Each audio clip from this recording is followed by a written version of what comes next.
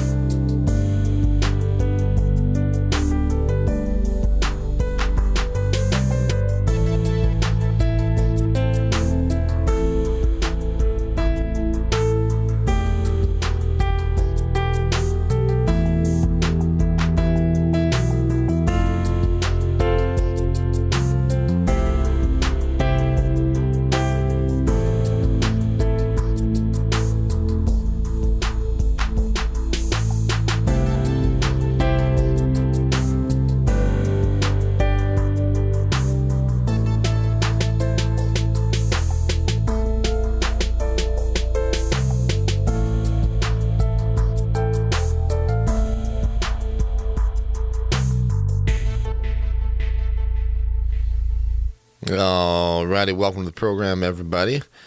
It is KOPN Columbia, 89.5 FM. My name is Mike Hagan. Good evening to you, good morning, good day, whoever you are, and wherever you are, and whenever you might be listening to the program. Welcome to the show. Radio Orbit, we investigate the cutting edges in science and technology and nature and art and music and medicine and sometimes the strange and the unusual. Always interesting, usually pretty cool. You're listening to it. It's Monday, the 2nd of November. Wow. And 2020. Hope things are good for you and you're enjoying the evening. It's a cool fall evening here in mid-Missouri. Just coming off a full moon. Beautiful out there, as a matter of fact. And anyway, hope things are good where you are and you're ready to listen to the program tonight. Lovely moon, yeah. Full right on Halloween night. Blue moon, as it was, as well. So anyway, take a look outside. See what it looks like from your perspective. I do it whenever I can. It's good for the soul. All right, either way, it's nice to be with you on this summer night. Summer? Hardly. Fall? Winter? Coming on winter for sure. You can feel it now. It was like 26, 27 degrees this morning. But anyway, let me take care of a couple of thank yous here, and then we'll get on to the show. Before that, let's say a big thank you to the wonderful people that keep this radio station humming, both on the air now and off, 24/7, 365 days a year. They just do a remarkable job up here at KOPN staff and crew, keeping this station jamming. Mondays, Woody gets things moving with traditional classic country and Ameripolitan music from 3 to 6 p.m. with the Real Deal Country Show. Tech radio guys take over at 6, and Kelvin gets the music flowing 7 to 10 on Jazz Plus Blues equals Time Wave 2.0. And just concluding New Wave Radio Theater, we heard Malcolm Lowry's Under the Volcano. Great work by Kelvin coming up with some of these remarkable old radio theater productions. Once again tonight, fantastic. Anyway, good music. Good talk, good news, 89.5 on the dial and streaming all around this wacky world at www.kopn.org. It's your imagination station, KOPN Columbia. Big thanks to all of you for listening and participating. Sort of some news tonight. This will be the last program that I do until the beginning of the year.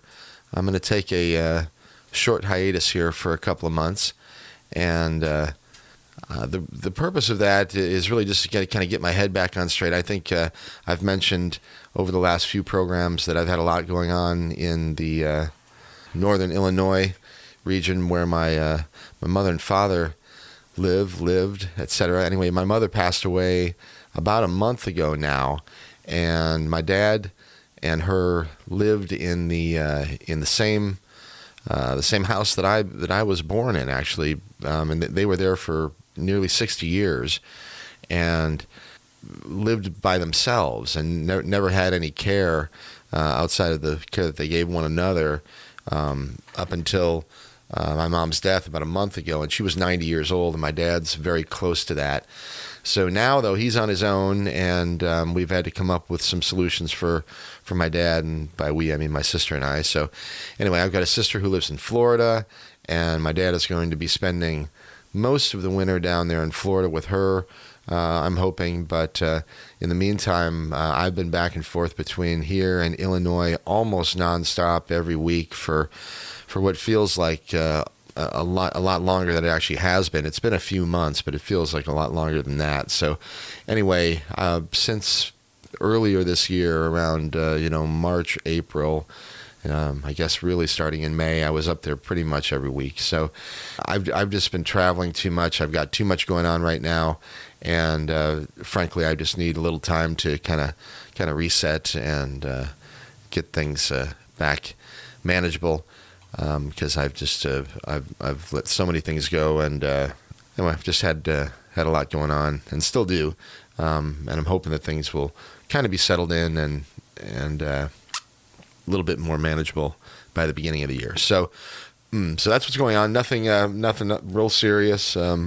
Still hoping to be back in and continue to do the show. I did the same thing with my Friday morning show. It's called Open Mic Radio. If you ever listen to that program, same thing. You won't hear me on OMR for a while.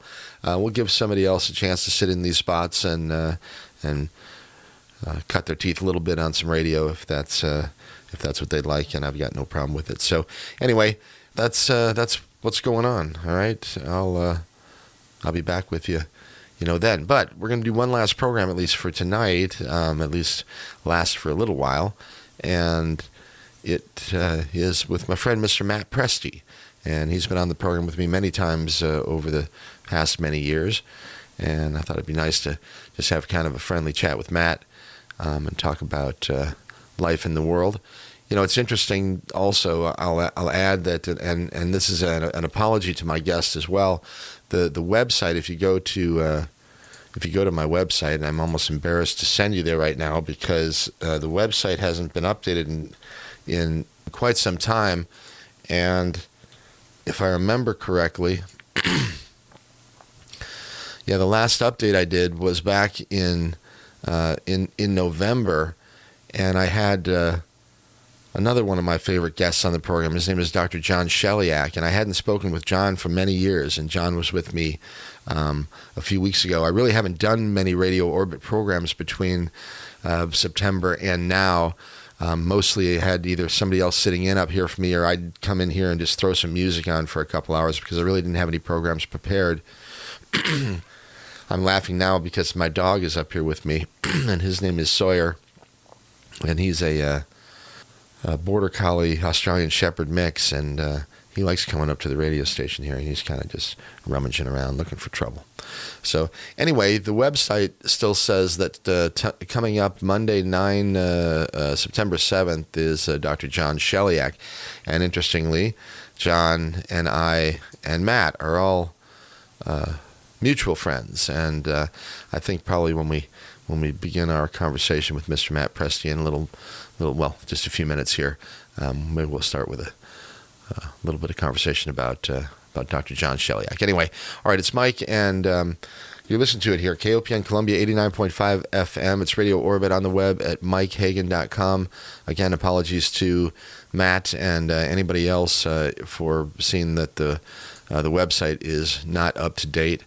I'm having trouble with my service provider as well because I forgot my password, and I'm got to do some security things in order to get access to the FTP and a bunch of other stuff. So anyway, it's just another one of those things. But the Radio Orbit forum is current, and if you'd like to hop on the website, and if you go to mikehagan.com and then just click on the little button that says Radio Orbit Forum, there's a lot of action going on over there, and lots of stories and things that maybe some of which will be covered tonight during my conversation with Matt. Of course, we have the presidential election, along with, just the national election tomorrow, and a lot of regional stuff happening as well. And I imagine we can talk about that a little bit, although I'm so over it at this point, and I'm more curious about the aftermath, I think, than I am about the actual election itself. But we'll see.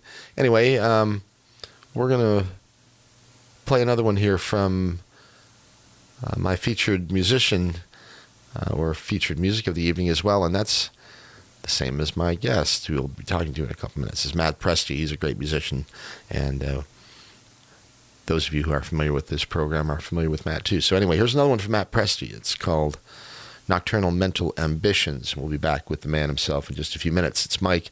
You listen to Radio Orbit on KOPN Columbia 89.5 FM and on the web at kopn.org.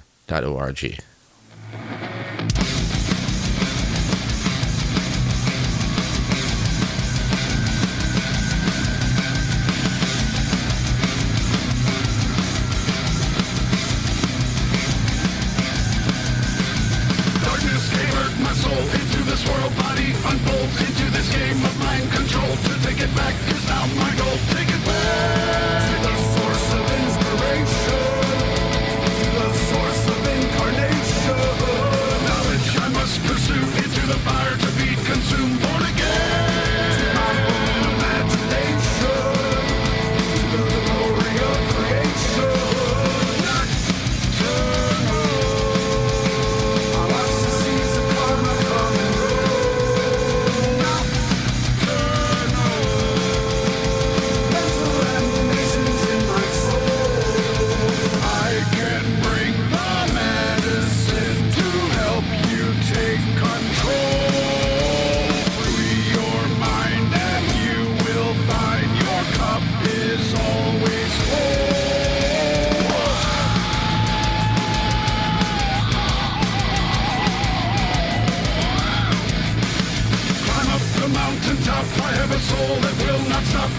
master of the self-enslaved. Nocturnal. I watch the seas upon my common road. Nocturnal. Mental aberrations in my soul.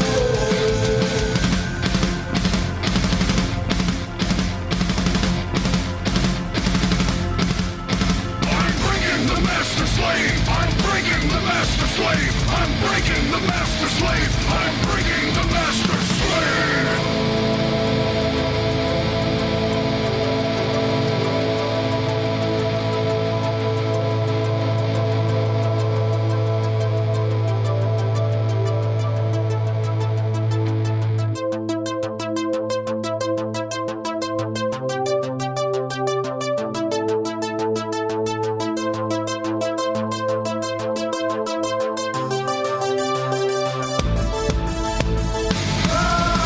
Rise and shine, unfurl the shadow and be saved. Exalt the living God, and you shall carry on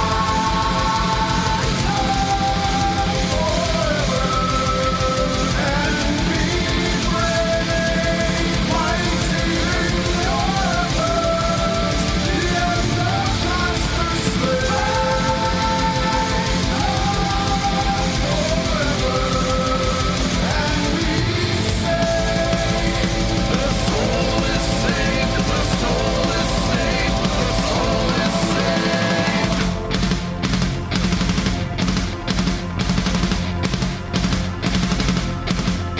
I'm breaking the master slave. I'm breaking the master slave. I'm breaking the master slave. I'm breaking the master slave.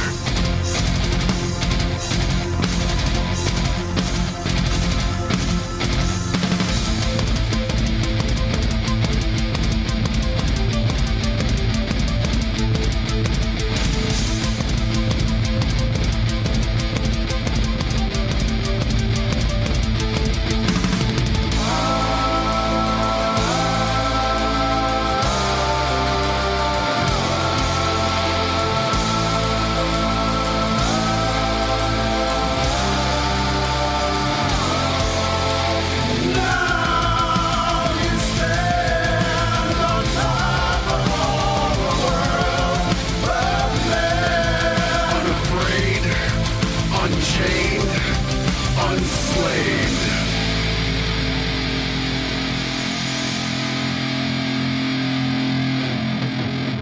Yeah, all right. There's another one from Matt Presti. Actually, that's a song I think was written by John Darkley, and with Matt on the vocals. We'll find out when we bring Mr. Matt Presti on the program here in just a moment, which is going to be pretty much right now. So, welcome to the program, Mr. Matt Presti. How are you, my friend? Hey, Mike. How you doing, buddy? I'm doing all right. I want to apologize again for not having the website up to snuff and for not doing my normal, more elaborate introduction, but I'm going to give myself a break and say that you're not going to mind anyway. So it's good to have you here. Yeah, hey, not a problem. My condolences on the passing of your mom, too, buddy. Yeah, I appreciate it, Matt. But it was, I guess it's something that we all got to face at some point. And she'd been around for a long time, had a wonderful, full life, and lots of experiences, as you have to if you live that long. And she'd been in a lot of pain for a long time, and was quite ill for some time. So it was. If nothing else, it's good that she's no longer in that situation. So, yeah, it's part of the deal here. So, Yeah. Anyway, I was mentioning before the break that the last time I did update the website was with John Sheliak, and the interesting part of that was because the last time I took a break from the radio program, it was a lot longer than the one I'm going to take this time. But the last program that I did in 2008 was with John Sheliak. And then I spoke with John a couple of months ago and really haven't spoken with anybody since. And his face is up there on the website right now. And I thought it was cool that I have you on the program tonight to kind of finish things up for a couple months at least. Yeah, John, great guy. I think he's living in Slovakia currently. And, it was great to meet him and Kent Stedman and have a great chat together back in, heck, it was 2006, I think. Yeah, sounds about right. Yeah. 5, 6, 7, somewhere in there. Yeah, maybe all of the above. Yeah. Yeah, the great momentous summer jams that used to, put on out at the land and whatnot. So Yeah, back in the golden years. yeah, back when we couldn't imagine COVID or Trump or Biden or anything else, it was sort of, they say ignorance is bliss, right?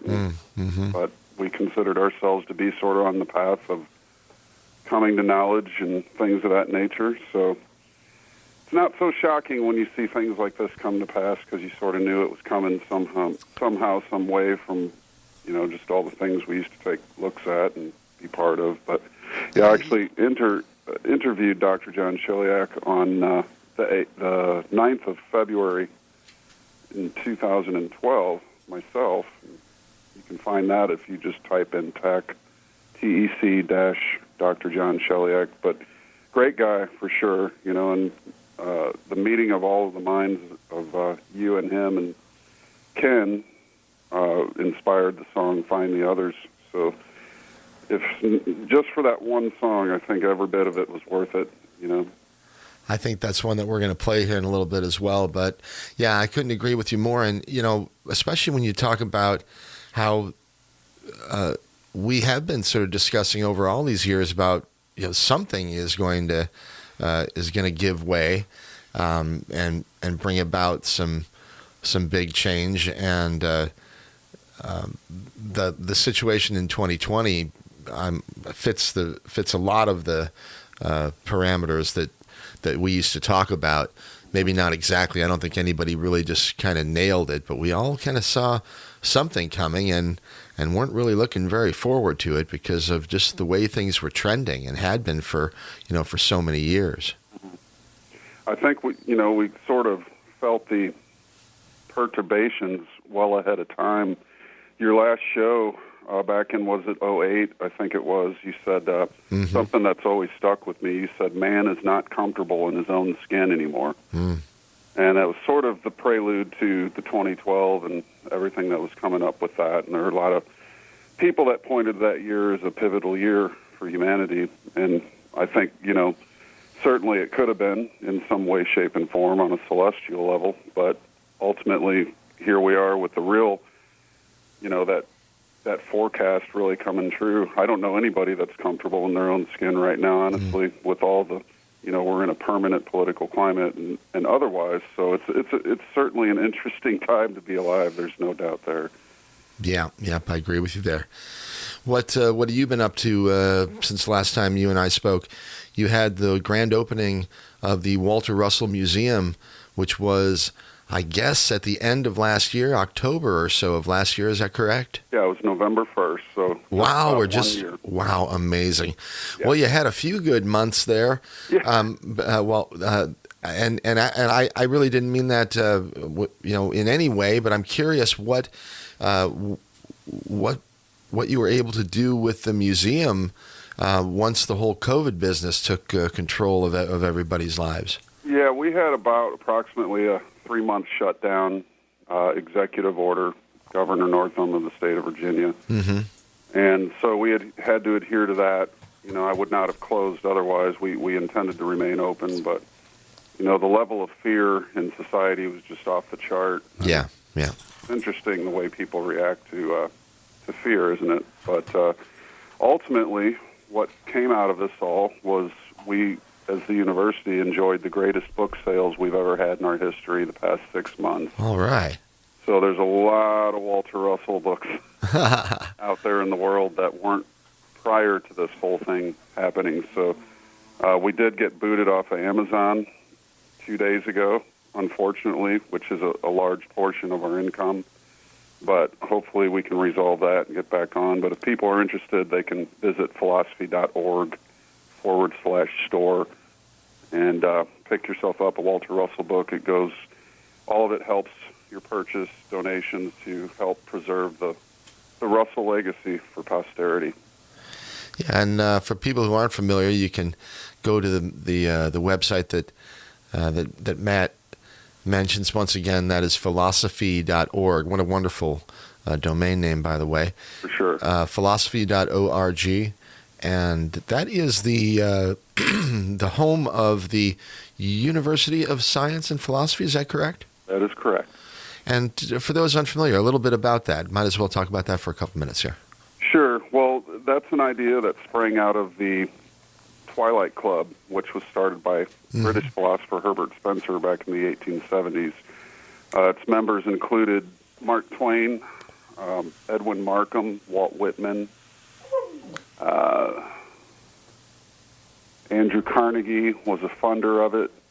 He donated the house for these poets and luminaries to meet, and they would meet at twilight to discuss basically the human condition and the need to inculcate character in man through character-building programs to save humanity from a fall, basically, that they saw coming due to the Industrial Revolution. And they really felt that man was being turned into a cog in a wheel, you know, in a machine, more or less, and that his mind was being machined along with the industrial age. So they felt the need that there's a great calling to start character-building organizations. And actually out of this movement came such things as the Rotary Club that took off in Chicago, which was more or less an extension of the Twilight Club. You have movements like the Fraternal Order of Eagles and like around the same time, American Legion, basically support clubs and organizations, the Lions Club, and also the Boy Scouts of America, and in England started out of this movement. So that the purpose of those were to inculcate character in the youth as well as in regular everyday individuals so that they could stave off a collapse of civilization, which more or less focused on the building of man's character and soul. And the study of the soul is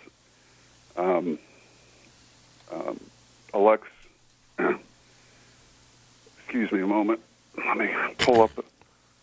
Alexis Carrel, who wrote Man the Unknown, recommended to Walter Russell that he should start a school to teach man about his own soul, because we had all these wonderful sciences, anatomy, biology, chemistry, all these great sciences, but we had no science of the soul or of man himself.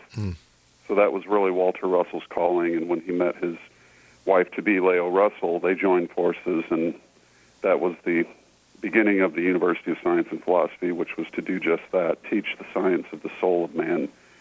And that started in 1948 and is still going today. Fantastic. Wow. Yeah, it's an amazing story and just a deep well of knowledge and information that you can dip into there at philosophy.org. I appreciate all the work that you've done over there, Matt, and especially proud of the work you've done there at the museum. Just remarkable. Thank you. Thank you. Right on. Cool. Okay. So, have you, we were talking about John just a few minutes ago. Have you talked with John in the last, it had been nearly 10 years since he and I had spoken last. And we finally kind of reconnected about, a couple, 3 months ago, and we had a couple little Zoom chats, and then he and I did a little radio chat a couple months ago, and I'm glad we're kind of back in touch. He's still doing some interesting stuff there in Slovakia. Yeah, him and I blurb back and forth through one of the, infamous applications, you could call it, but we stay in touch almost daily, really. We send links and things back and forth, and usually we're always on the same wavelength. Generally what he sends to me I've already seen, or send to him and vice versa, but just kind of staying on top of the pulse beat. Yeah. And drama. It's the most interesting show in town, wherever your town might be. So I think it's true, and it's crazy. Yeah. Speaking of apps, a friend of mine sent me a note the other day and said, "Hey, Mike, Zoom now has a market cap higher than ExxonMobil." Holy crap! So my response was, we're living in a clown world, and it's just absolutely ridiculous. I mean, no offense to Zoom, but if you look at the assets, just the assets alone of a company like ExxonMobil, and I'm no big fan of ExxonMobil, I mean, I'm just saying, right? Sure. But just its global assets alone are worth, hundreds of billions of dollars. So, if ExxonMobil goes bankrupt, there's plenty of money that's going to come out of that bankruptcy because they have so many assets, which is why they're valued, where they're at. Then you have a company like Zoom that really has nothing but some software. And I don't know how many people that work for them. It can't be many. I doubt if they even own their own servers or anything. And I just find it remarkable that the market can value that company, higher than ExxonMobil. But anyway, it is. So. Yeah, if we could have had the foresight to get stock in Microsoft or Zoom, if it's actually a tradable company or stock, we could have ended up very, very well off. But yeah, you look at the stock of major corporations, things like Target and Home Depot, Walmart, Costco, Walmart, they're all through the roof because Amazon. Yeah, basically it was the big crony capitalist corporations that got to operate through the closure, why mom and pops were shut down. And, the whole thing didn't make sense to me in the beginning. And you just look at a mom and pop, they might get 50 to 100 people through the door. So where's the risk of infection and spreading? But you look at a Walmart, you get 5,000 to 10,000 people a day in a place like that, yet they were allowed to stay open. I think if it was truly a disease that was of any concern for the health and safety of the general public, they should have shut the big stores and left the mom and pops open. Yeah, because they have less traffic. So it's just completely, we live in clown world, as you said. The logic is upside down. If I see any more face diapers, I'm just going to puke. It's like I'm just ready to. I think the whole human race is ready for a vacation. Yeah, it sure feels like that, and it's become such a divisive issue, and it's become a political issue, or maybe that's what it was to begin with. Right. We have all kinds of stuff underlying, which we can touch on here later in the program. Sure. We've got I'm sure you're familiar, but maybe others aren't familiar with some of the talk coming from the World Economic Forum and this guy Klaus Schwab and the so-called Great Reset, which is now not even undercover anymore. It's just right out there in the open. In fact, Time Magazine, I think this last week, or maybe is Time a weekly magazine or a monthly mag? I don't even remember anymore. But anyway, the most recent cover of Time Magazine speaks right to this Great Reset idea. Very, very interesting and strange and concerning. But hey, again, it's one of the things that I think many of us saw on the radar, but just didn't know exactly how it was going to unfold. And it turns out that COVID, regardless of what you think of COVID, whether you think it's real, manufactured, whether you think it's all made up, whether you think it's the worst thing that ever hit mankind, it's still being used for further agenda or agendas. So maybe we can touch on that a little bit. Let's take a break here. I want to play that song "Find the Others" that you mentioned at the beginning of the program before it leaves my mind, and then maybe we come back and talk a little bit about some of this other stuff. All right? Sounds great. Yeah, Matt, and for those unfamiliar, your website, mattpresti.com, MATTPRESTI, but we also have the university there at philosophy.org. MattPresti.com still the correct address for you, though? Yes, sir. Yeah, we're still kicking. All right, cool. MattPresti.com. That's MATTPRESTI.com. And once again, at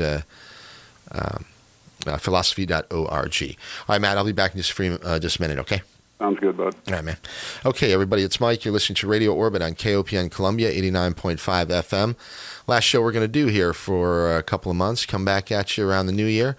And I'm glad to have my friend Matt with me for the duration tonight. We'll be on the air with you till about 1:30, and then we'll make way for Eric and the Sound Legacy. Here's one from Matt called Find the Others. I think we'll grab Matt again if he hasn't run away. You still here with me, Matt? Yeah.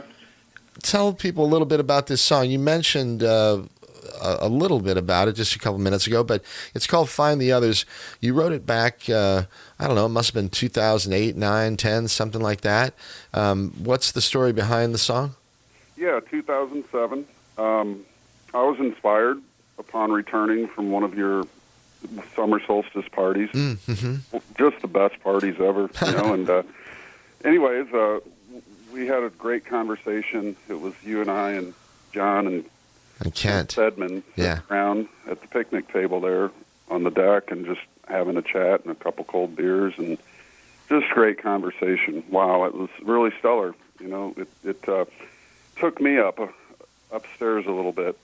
And so that inspiration, when I got home, I just grabbed the guitar and kind of wrote a little ditty in honor of that meeting. And, you know, it's sort of the theme that we had talked about there at the table was finding the others. And I realized kind of a little blurb there in my own mind that if you're going to find the others, you have to start finding yourself, more or less, and the others will begin to emerge. So sort of the process of self-discovery leads you to discover other selves who have discovered themselves. It's interesting how that works. You know? I love it.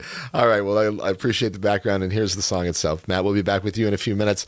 It's Mike. You're listening to Radio Orbit on KOPN Columbia. This is Find the Others, Mr. Matt Presti.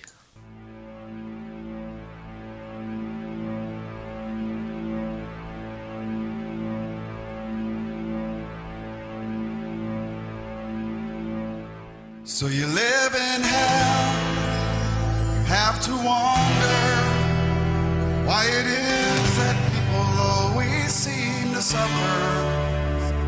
In the well, beneath the water, lie the answers to the questions that we ponder.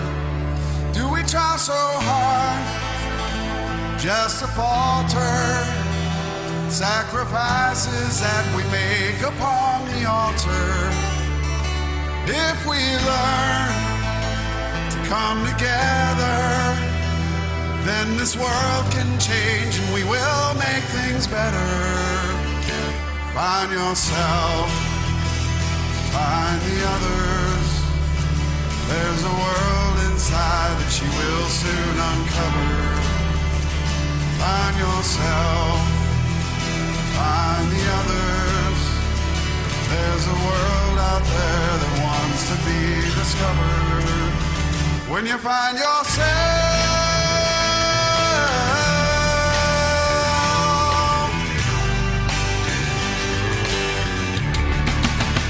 so you have no time, follow the leader. There's a goddess in you, I hope you get to meet her. Don't give your soul to no vampires. You need to learn to pull yourself out of the mire. It starts with you. You want a teacher, then stop believing all the gurus and the preachers. Follow your soul.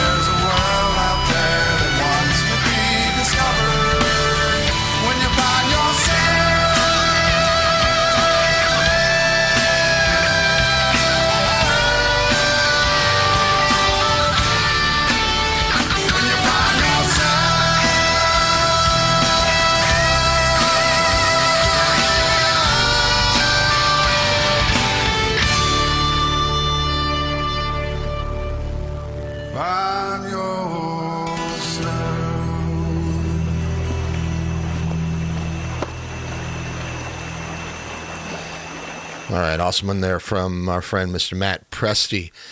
That one featuring Jeff Schneider on guitar, Mike Coulter on the drums, Matt playing bass and keys and vocals, and Matteo Presti on the camera if you got to see that video. Excellent stuff there, Matt. Appreciate that. Great song. Yeah, thanks a bunch. All right, awesome.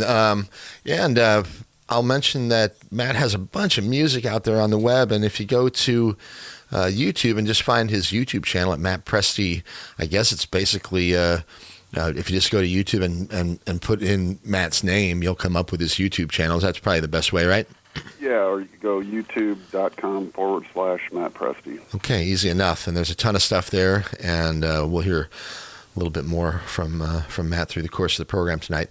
All right, so we were talking about COVID. We were talking about the Great Reset. We were talking a little bit about the election tomorrow. I'm really not too keen on talking too much about that. I think we all know exactly what's going on. I mean, at least that there is, the election at stake. I don't think anybody really knows what's going on with regard to the outcome, if it'll be fair, if it'll be fraudulent. I think they're probably always fraudulent to a certain extent, but Yeah. This one perhaps more than others, perhaps not. I don't know. I mean, I'm at a loss, and I'm just sort of beside myself with the whole current situation. So, Right. I think we're all itching to get beyond it and have some time away, but I'll just say every terrible policy on earth has been born out of fear. So, you go back to 9/11, and there's a lot of similar overlaps with the psychology around the event, and what was born out of it had absolutely pretty much zero to do with the event itself, but all these terrible policies came out of that, like the TSA, for instance. They've been proven over to be completely ineffective, yet I think it's more about the psychology. And one thing these manipulators have on us is a very good understanding of the psychological nature of the human being, and anything that they want to get past in terms of policy is always, you have the problem, reaction, solution scenario that always plays out typically. And people will accept pretty much any absurdity if the fear volume knob is up high enough. In fact, there's probably half the world would bury themselves in their own backyard if the CDC recommended that. It's just really the unthinking masses are our most dangerous foe. So really the enemy is not them, it's ourselves, and how we react to their dictates and their, the problems they create, more or less, with mass media hype and fear-driven reports and things of that nature. Just you look out at the world and you see it every day. So, but there is a large contingent of people that are waking up to the control paradigm, and like you had mentioned earlier, it's not necessarily even whether the virus has actual real effects or not.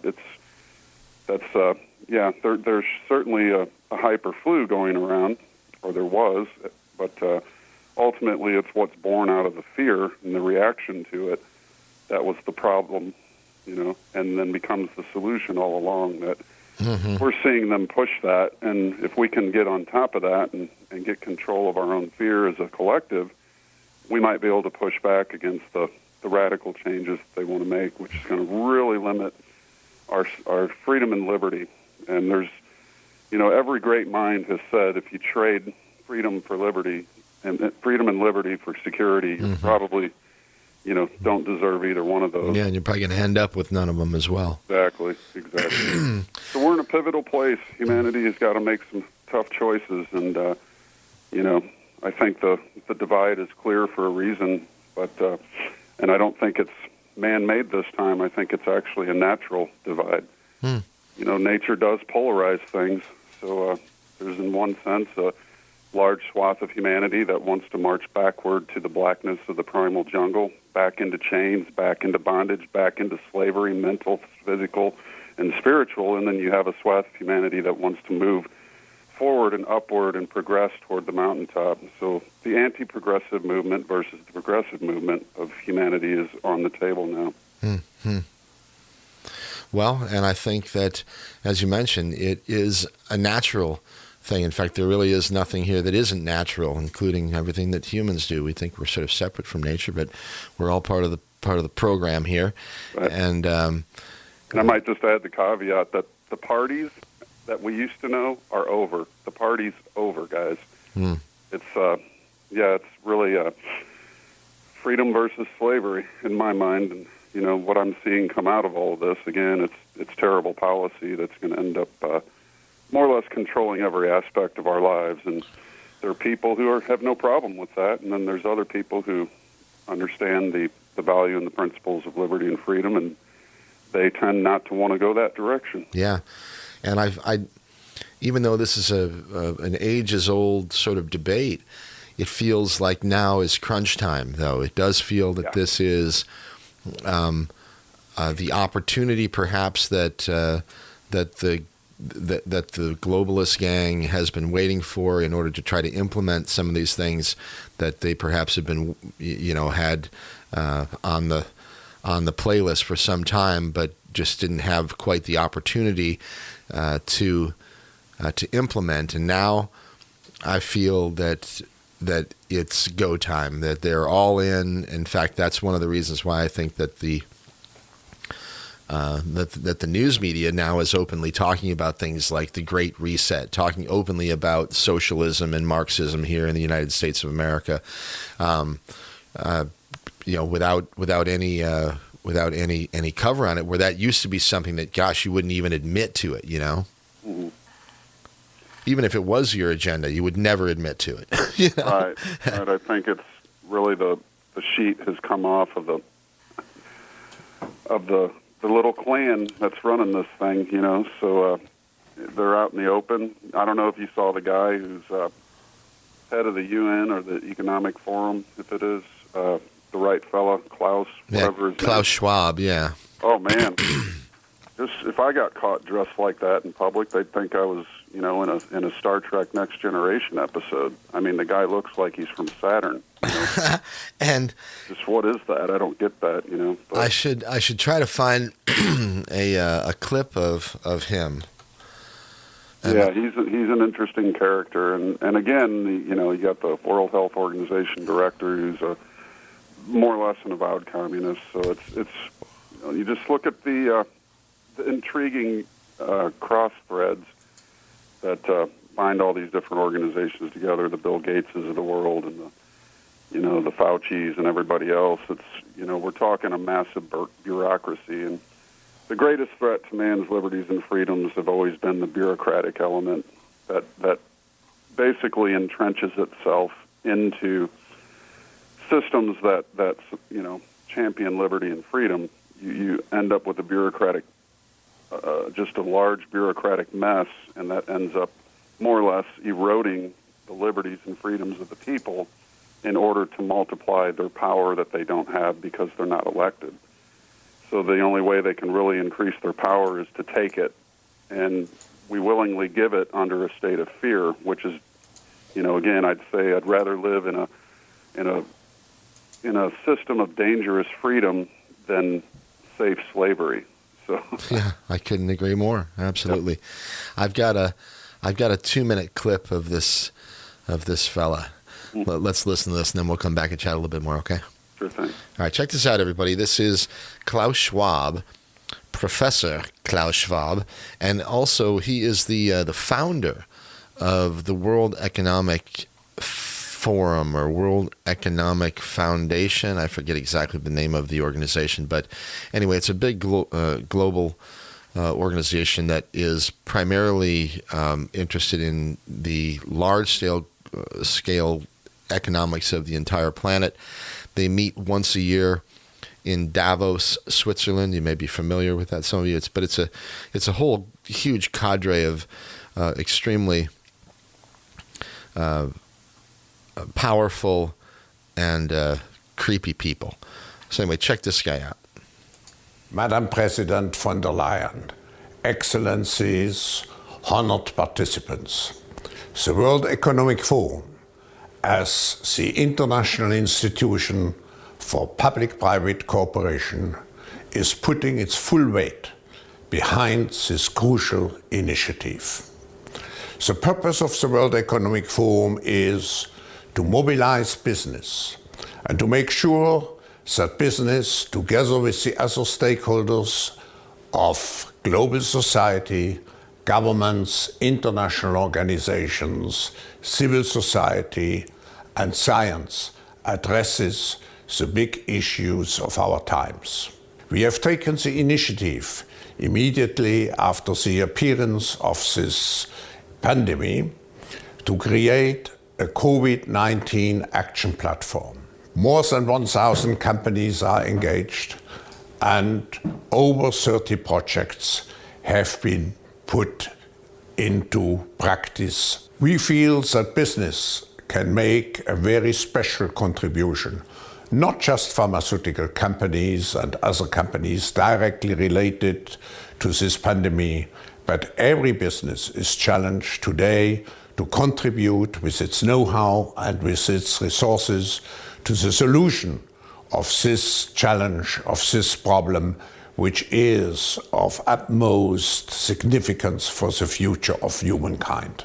We are particularly committed to this initiative since the Forum has been at the origin in its annual meeting in Davos of the Global Fund, Gavi and CEPI, together with the Gates Foundation and other founders of those crucial organizations, particularly today. Madam President, Excellencies, we would like to assure you that business, as far as the Forum can mobilize it, is behind this initiative, and we will support you in any way we can.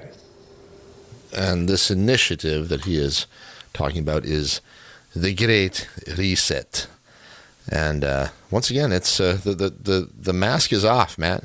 It is off, and he mentions Gavi, and of course you have multiple other organizations that are part of this, and the 1,000 corporations are, of course, the biggest ones, more or less, that are out there, whose members sit on various boards and cross-pollinate across all those platforms so that they can more or less determine the course of human history. It's interesting, Walter and Leo Russell both had written in their books in the 50s that industry itself could be a really great uniting force to bring mankind to a higher spiritual level, and to inculcate character in the youth and to, help to make man more free and more artistic and more to be and express his true purpose on planet Earth. So, how did they see the connection between industry and the furthering of our sort of spiritual evolution? Well, he had mentored and tutored at IBM for Thomas Watson. They were friends for about a period of 10 or 12 years, I believe it was. Mm-hmm. Watson hired him to come in and basically teach ethics to the salesmen.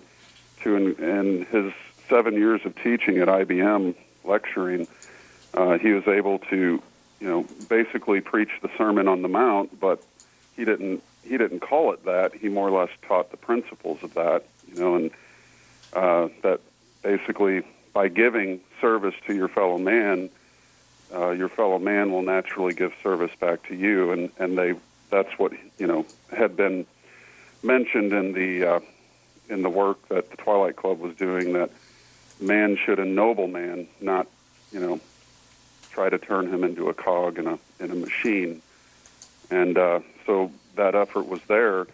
Watson, of course, I think had a different set of plans for his company. Eventually, he did have 76 offices around the world at the time in the 30s. There's some speculation as to whether he helped with the tattooing of Jews in the concentration camps with IBM and the machines and whatnot. But Dr. Russell actually his involvement was to lecture the salesmen on how to use universal law, the law of balance as he saw it, to further business, and that because of the international reach and scope of these corporations, that if these ideals were taught at a universal level, that would unify man to be able to correctly deal and interchange with his fellow brothers and sisters on the planet But, of course, we know that, I would say, due to generations after the original inception of a lot of these corporations and the kids that take over who grow up without the, that inculcation of character and giving, more or less the silver spoon generations that followed the wealthy industrial families that started these corporations in the initial out of the gate start and beginning transformed into something that was more or less an elitist kind of attitude. And so you can actually see that. It's, this group of folks has decided for the rest of us the course that we're all going to take together without even asking us if we want to go along with it. It's more or less you either go along with it or you're out of the picture, or you can't buy, sell, or trade because you won't have the digital currency that allows you to survive or to fly on an airplane. And again, you just look at the cross factors, the different people that you had mentioned, the Gates Foundation, Gavi, ID2020.org. You can look at the alliance of people there. Even Dr. Fauci, who stands to gain, millions and millions of dollars through his investments on, the Remdesivir and other things like that. So the threads are there. I mean, people just have to do the homework and take a look at it. It's not really hard to find anymore. What's interesting to me, one of the many things, is that how many people involved in the large-scale decisions of these types of things that aren't even elected officials. They're all somehow appointed or hired by somebody. I mean, it's amazing. Even on the local, regional level, you've got local like health commissioners, like that type of position that isn't even an elected position in many cases, and they're making decisions for lots and lots of people, or perhaps it's just their advice is being taken. But in any case, it's remarkable to me. Yeah, and again, it's top-down control. It's pyramidal, and it's amazing to me that the feminists and the more the liberal progressive movement, who usually generally espouse hatred for the patriarchy, are actually listening to exactly what a patriarchy is telling them to do in terms of masking, in terms of closing their own businesses. This is top-down rule, and there's no forums for the people to come and gather and actually discuss whether that's the right thing to do or not, because we're too stupid to make our own decisions, so we have to do exactly what the CDC tells us to. And if they told us to put ether on a cloth and breathe it till we pass out, how many people would actually just do that without even questioning? And that's again, it just really comes down to there's two directions we can go as a human race, and I think that's what 2020 represents to me. And it's a very remarkable year. I mean, there's been just absolutely unprecedented power grabs that have never happened before in the history of mankind, and it's an international power grab. It's the biggest power grab that's ever been attempted on planet Earth, and so how we react to that as a species and what we choose for ourselves going forward is going to determine which course or which destiny the human race takes. And I think there's certainly a divide, and it's a natural one. It's freedom and liberty versus tyranny and absolute top-down control for safety and security. And like I said, I'd rather live in a dangerous freedom than a safe slavery state. But a lot of people in this world think that the slavery state is the way to go. But ultimately, it's if you're a true rebel, you would protest that because of the people that control it and the absolute total 100% bureaucratic nightmare that it's going to produce, and also the fact that it continues the system of crony capitalism on steroids, more or less. So your complacency to this system is supporting the greatest crony capitalist takeover of planet Earth ever attempted. So if you're truly anti-capitalist, you would oppose Bill Gates, you would oppose Klaus and his company, and you would oppose all the organizations and 1,000 corporations that are attempting to take over mankind, his very capital, and his life. Yeah, I agree. I also think it's interesting that that it's not. We tend to get stuck on American politics and what's happening here in the United States, and yeah, it's important, but this is not just about the U.S. This is a global initiative, as Mr. Schwab points out very clearly now, and it is very, very well coordinated, and you can see it in the social media companies that recently with just censorship, which is remarkable that we even have to talk about it. But the level of censorship in the United States of America, in our media, it's stunning that the free press of the United States of America has come to this. Yeah, and you go to the boards of directors that sit on these companies. You've got a lot of former rhinos and Democrats and others who are all in on the Great Reset. They're all in on the plan. It's been in the works for a very long time. And but more so the bureaucracies. People can be bought, but ultimately it's a plan that's been in the works for a very long time. Some call it in the Freemasonic movement, the 200-year plan, that literally they've been working on this thing for 200 years, and it was to culminate around 2021, the transition. You have the Agenda 21, which has been around for 40-something years, which saw 2021 as a year of massive change for the human species. And then you have Agenda 2030, which is basically that 10-year period is sort of like the great cultural revolution under Mao. And I think the globalists, what they really like the most in terms of systems is the communist system, because it's the absolute authoritarian state control that gives the state 100% power. So it's more of a fusion between the fascist and communist elements of that world, blending together to create the ultimate super state. And you can watch The Prisoner, you can watch 1984, or read the book, Brave New World, and it's all been said, basically predicted. So it's more or less, this is their idea of the future of man, and then there's a different radical idea that man should be left to his own devices, his own choices, and his own intuition. And it's sort of like the artist versus the machine. Yeah, no, it's very true, and it's a clear.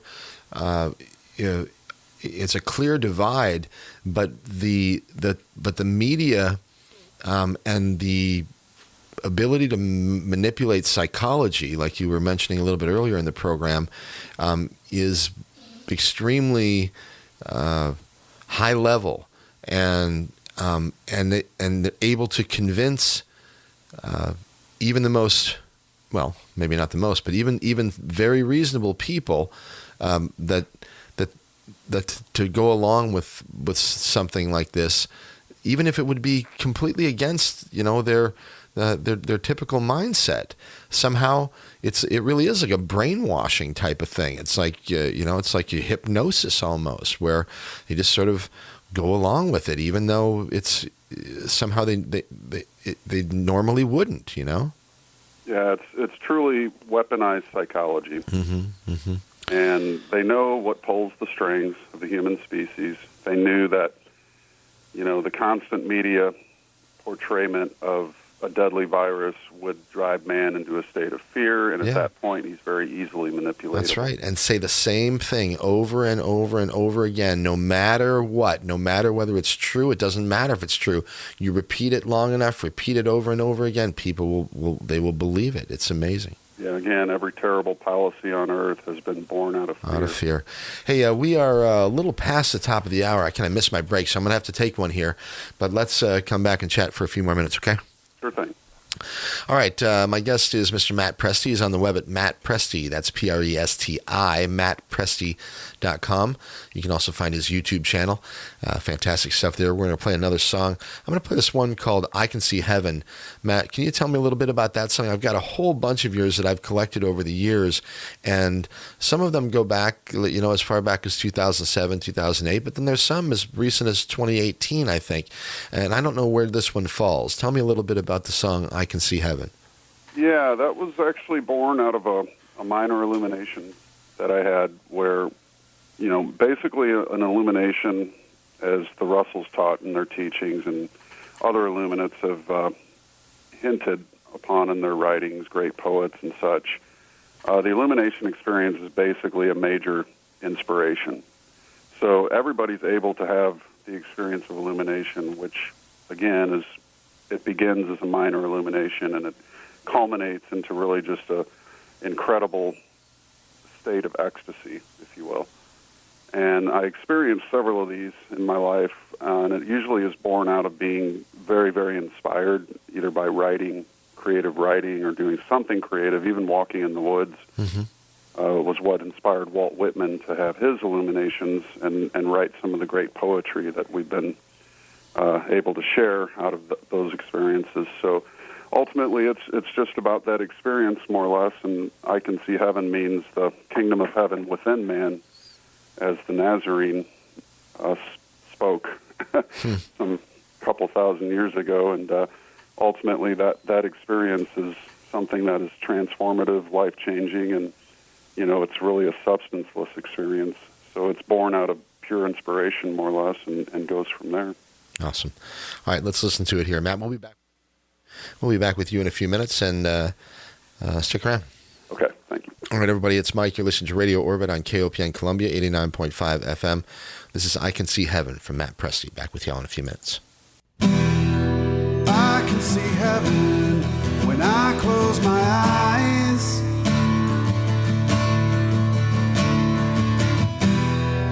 No pain or sorrow, just paradise. Well, I can feel pressures all through this world.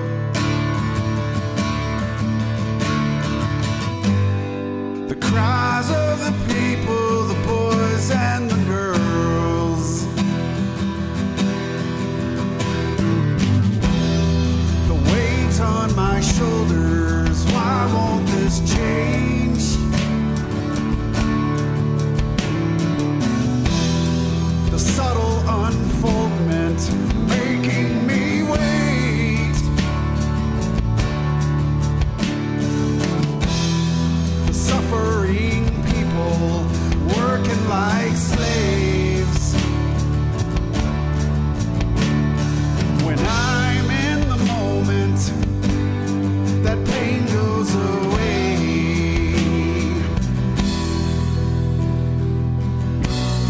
To know the illusion, you set yourself free. To break this delusion is all that you need, all that you need. Yeah, heaven is waiting inside you and me. Inside the stillness, you set yourself free. It all starts in silence, returns and repeats. Heaven is waiting. Oh, it's waiting for me.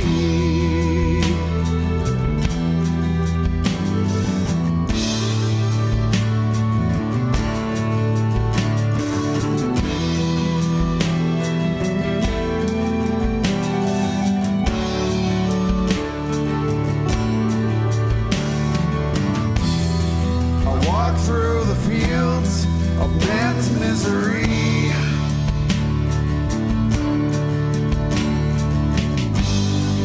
Watching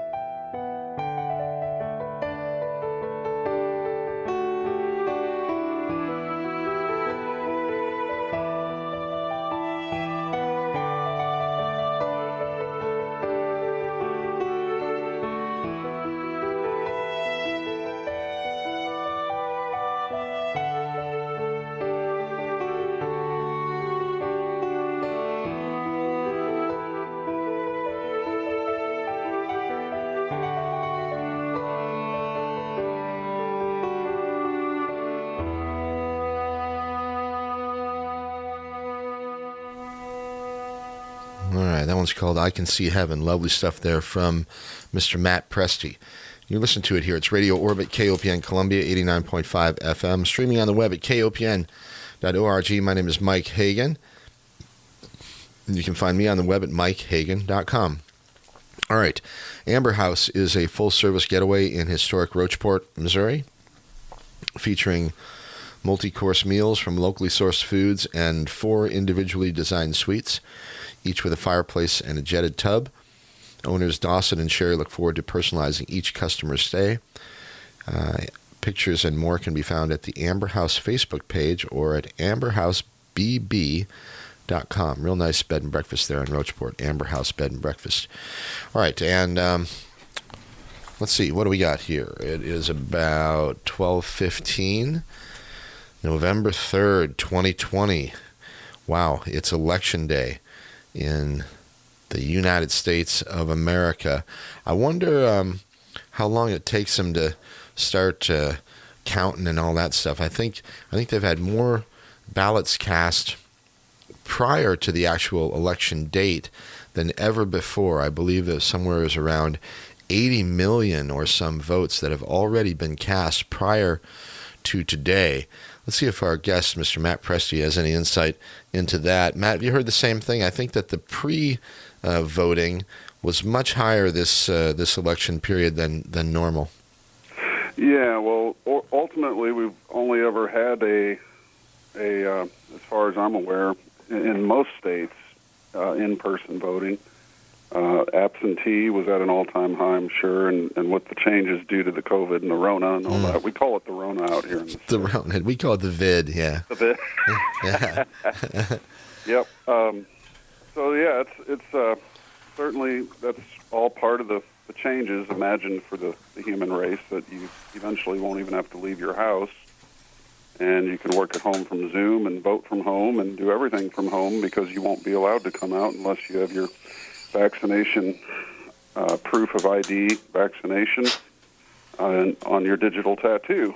So ultimately, like I said, there's 2 visions for humanity, and the numbers are up there for sure.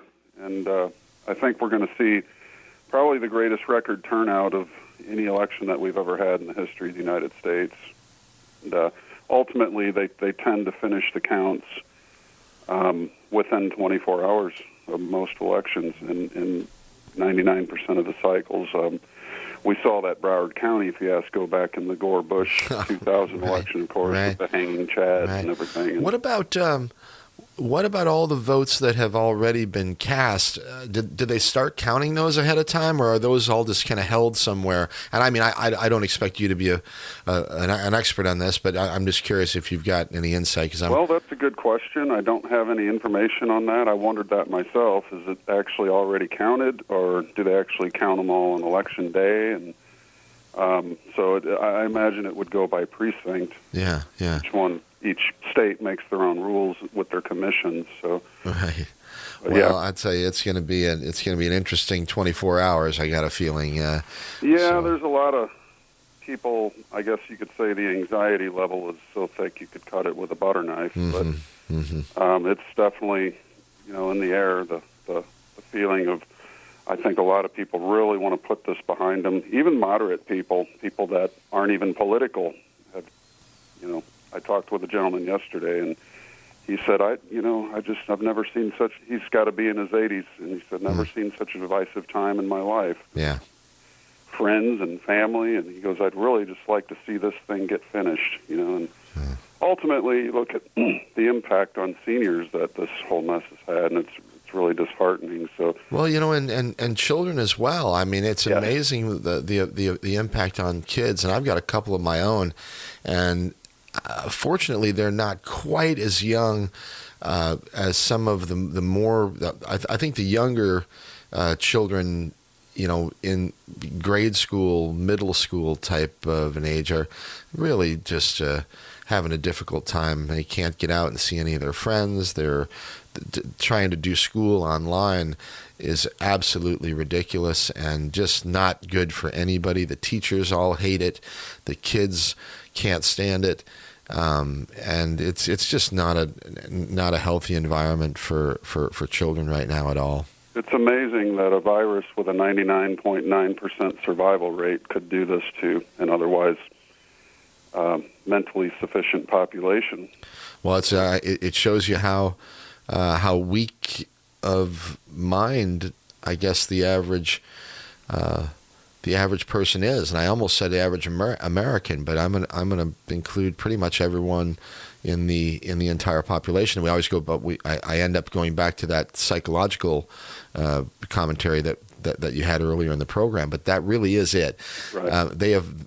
And by they, I mean the social engineers and the World Economic Forums and the Council on Foreign Relations and the Trilateral Commissions and all of these multinational cloaked organizations that have operated sort of, I won't say, totally in secret for all of these years.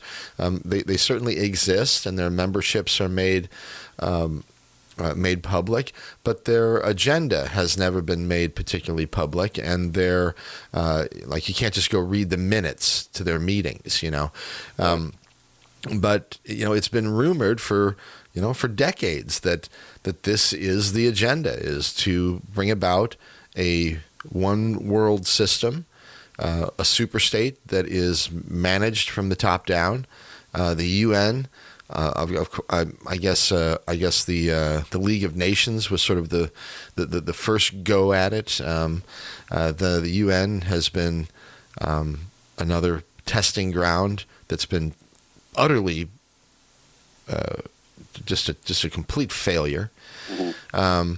But this has been on the books, and now it really does appear that they have decided that it's time to pull the trigger, so to speak, and this is their opportunity, and it has been provided by the COVID-19 pandemic. Again, whether it's legit or not, that is the cover story, and they are all in. They are going for it, man.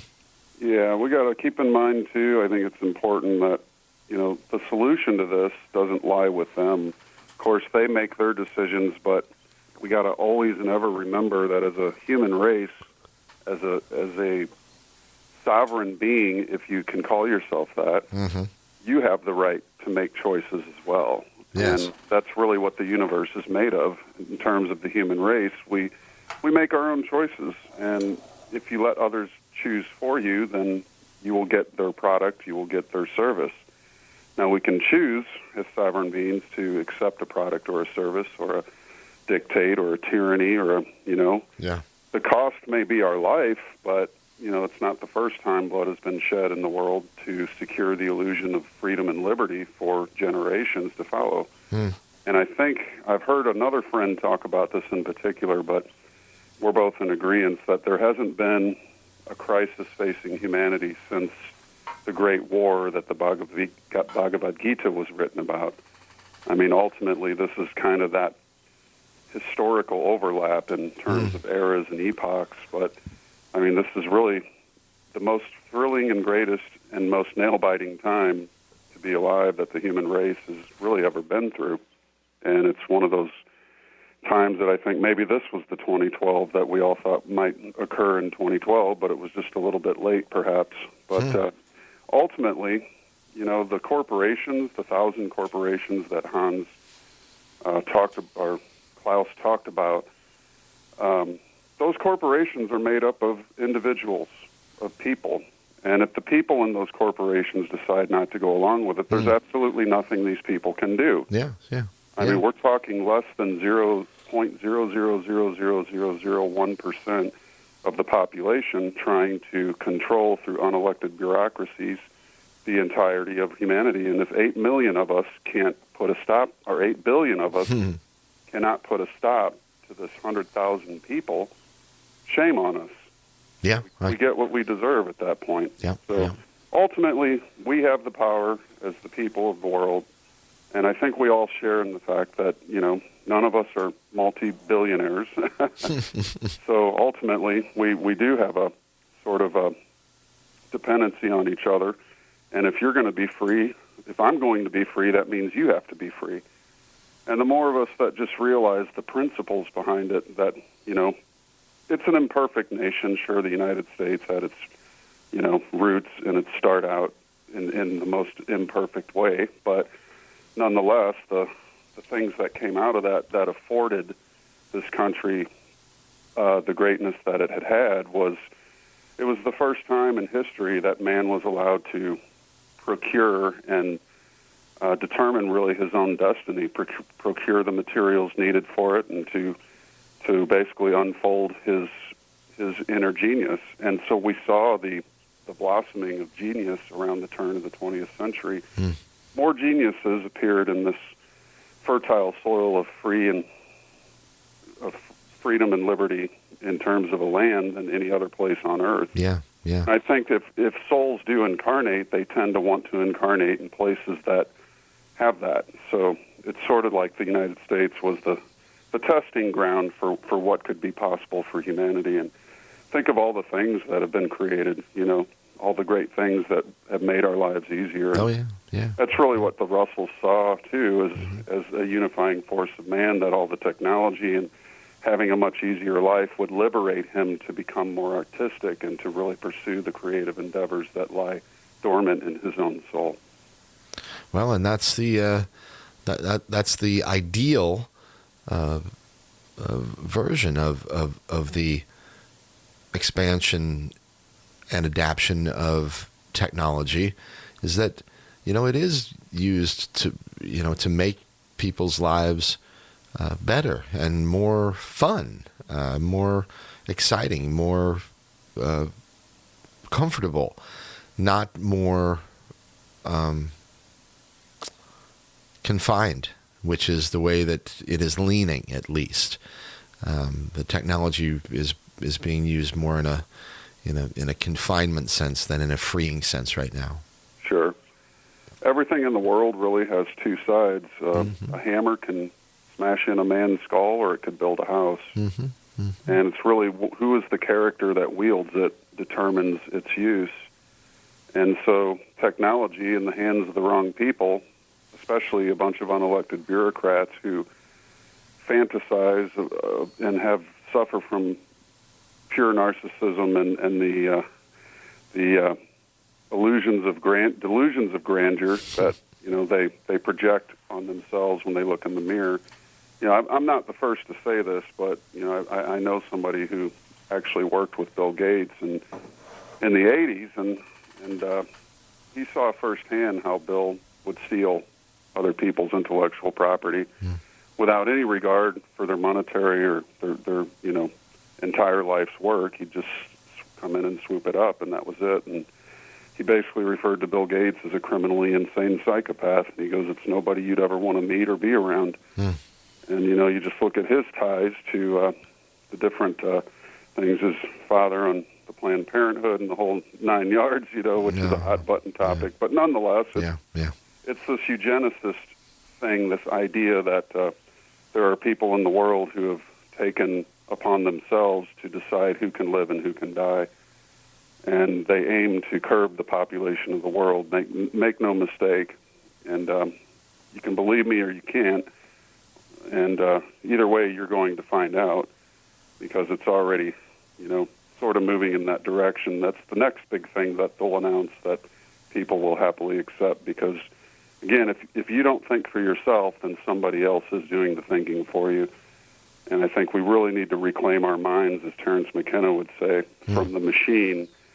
And if we're going to, ever reach space, we're going to have to make a concerted effort as a species to, decide that, no, we're not going to go that direction. We want to go to the stars, not to the internment camp. And that's what I've, consigned to do. I've made it my life's mission to try to inculcate the ideas of freedom and liberty in my fellow brothers and sisters that walk this earth, so that we can, hand off the baton to our children and not hand them a pair of handcuffs and, see them in our lifetime being shackled to the walls of Plato's cave. I mean, we've got to stay out of the cave, Yeah. There's no going backwards. And so ultimately, that's where I think man is destined to go, is to the stars. And you know, how many people do you know have even looked up lately? It's a beautiful sky tonight, people. Yes. So make sure you see the moon and Mars, and Orion's belt is coming over the horizon. Sirius should be coming over the top of the trees pretty soon. Yeah. Just beauty, absolute stunning beauty amidst all this little worldly chaos we find ourselves embedded in. I agree so much, Matt. I feel so much the same. Hey, we're just the bottom of the hour here. Let's take another break here, and I want to play a song that you wrote called "Sentient Being." Speaking of people taking back their own lives and minds, tell me a little bit about the song "Sentient Being." Yeah, that more or less came out again from the inspiration reading of the Twilight Club, and how Herbert Spencer called the greatest luminary minds of the day together in an emergency meeting, and they met at a house that Andrew Carnegie donated for their use. And he said, my friends, my fellow poets, and just the greatest minds together, a small group. He said, if we don't do something, to stop the turning of man into a cog in the wheels of industry, man is going to lose his soul and his civilization. So that really was the impetus for that. And the question I asked is, are you a sentient being or just a machine? Mm-hmm. All right, let's listen to it here. Matt, we'll be back with you in about 4 minutes. Thanks, Mike. All right, everybody, it's Mike. You listen to Radio Orbit on KOPN Columbia, 89.5 FM, streaming at kopn.org. My guest tonight is Mr. Matt Presti, having a nice conversation and also some wonderful music from Matt on the web at mattpresti, Presti.com. Also check out his YouTube channel of the same name. This is a song called Sentient Being. We'll be back with Matt in just a few minutes.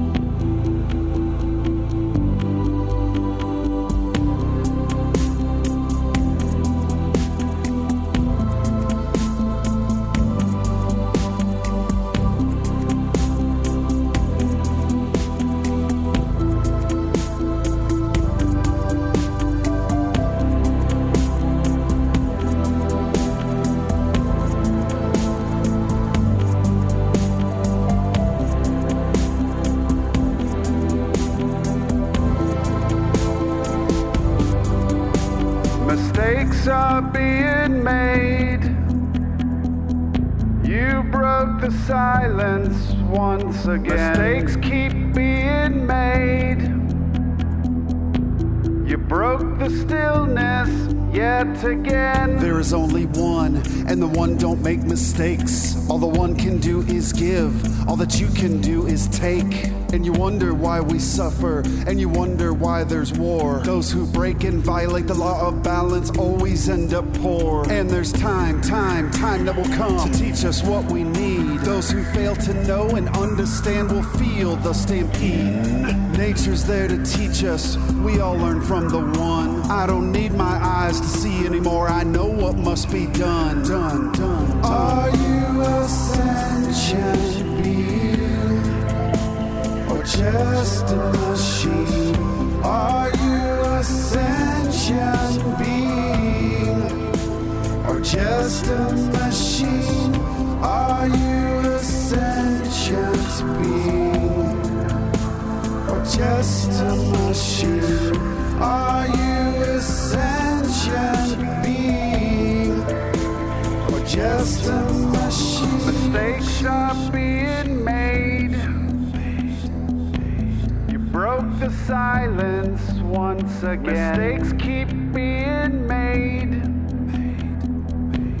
You broke the stillness yet again. And you fall after you've taken everything and still you crawl. On your hands and knees you begging up to God to save your soul. All those people you forsaken, you cry your selfish call. You plundered and broken the world, all for you and none for all. Are you a sentient being or just a machine? Are you a sentient being or just a machine? Are you a sentient being or just a machine? Are you a sentient being or just a machine?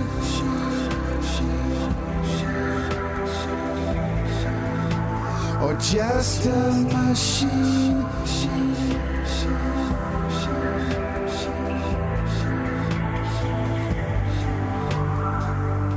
Yeah, that's the question.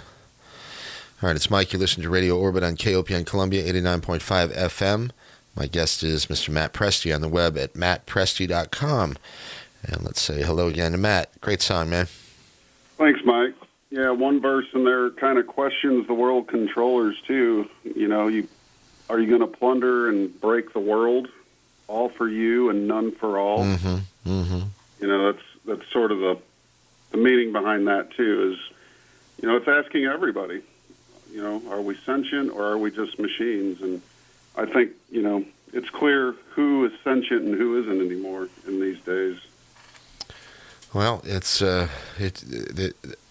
the division, the polarity, like you mentioned earlier in the program. I've never seen anything like it, and I think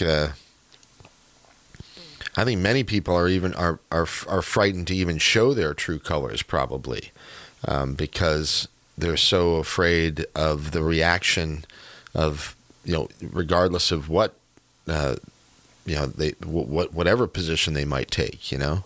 Right. I Yeah, mean, and well trained.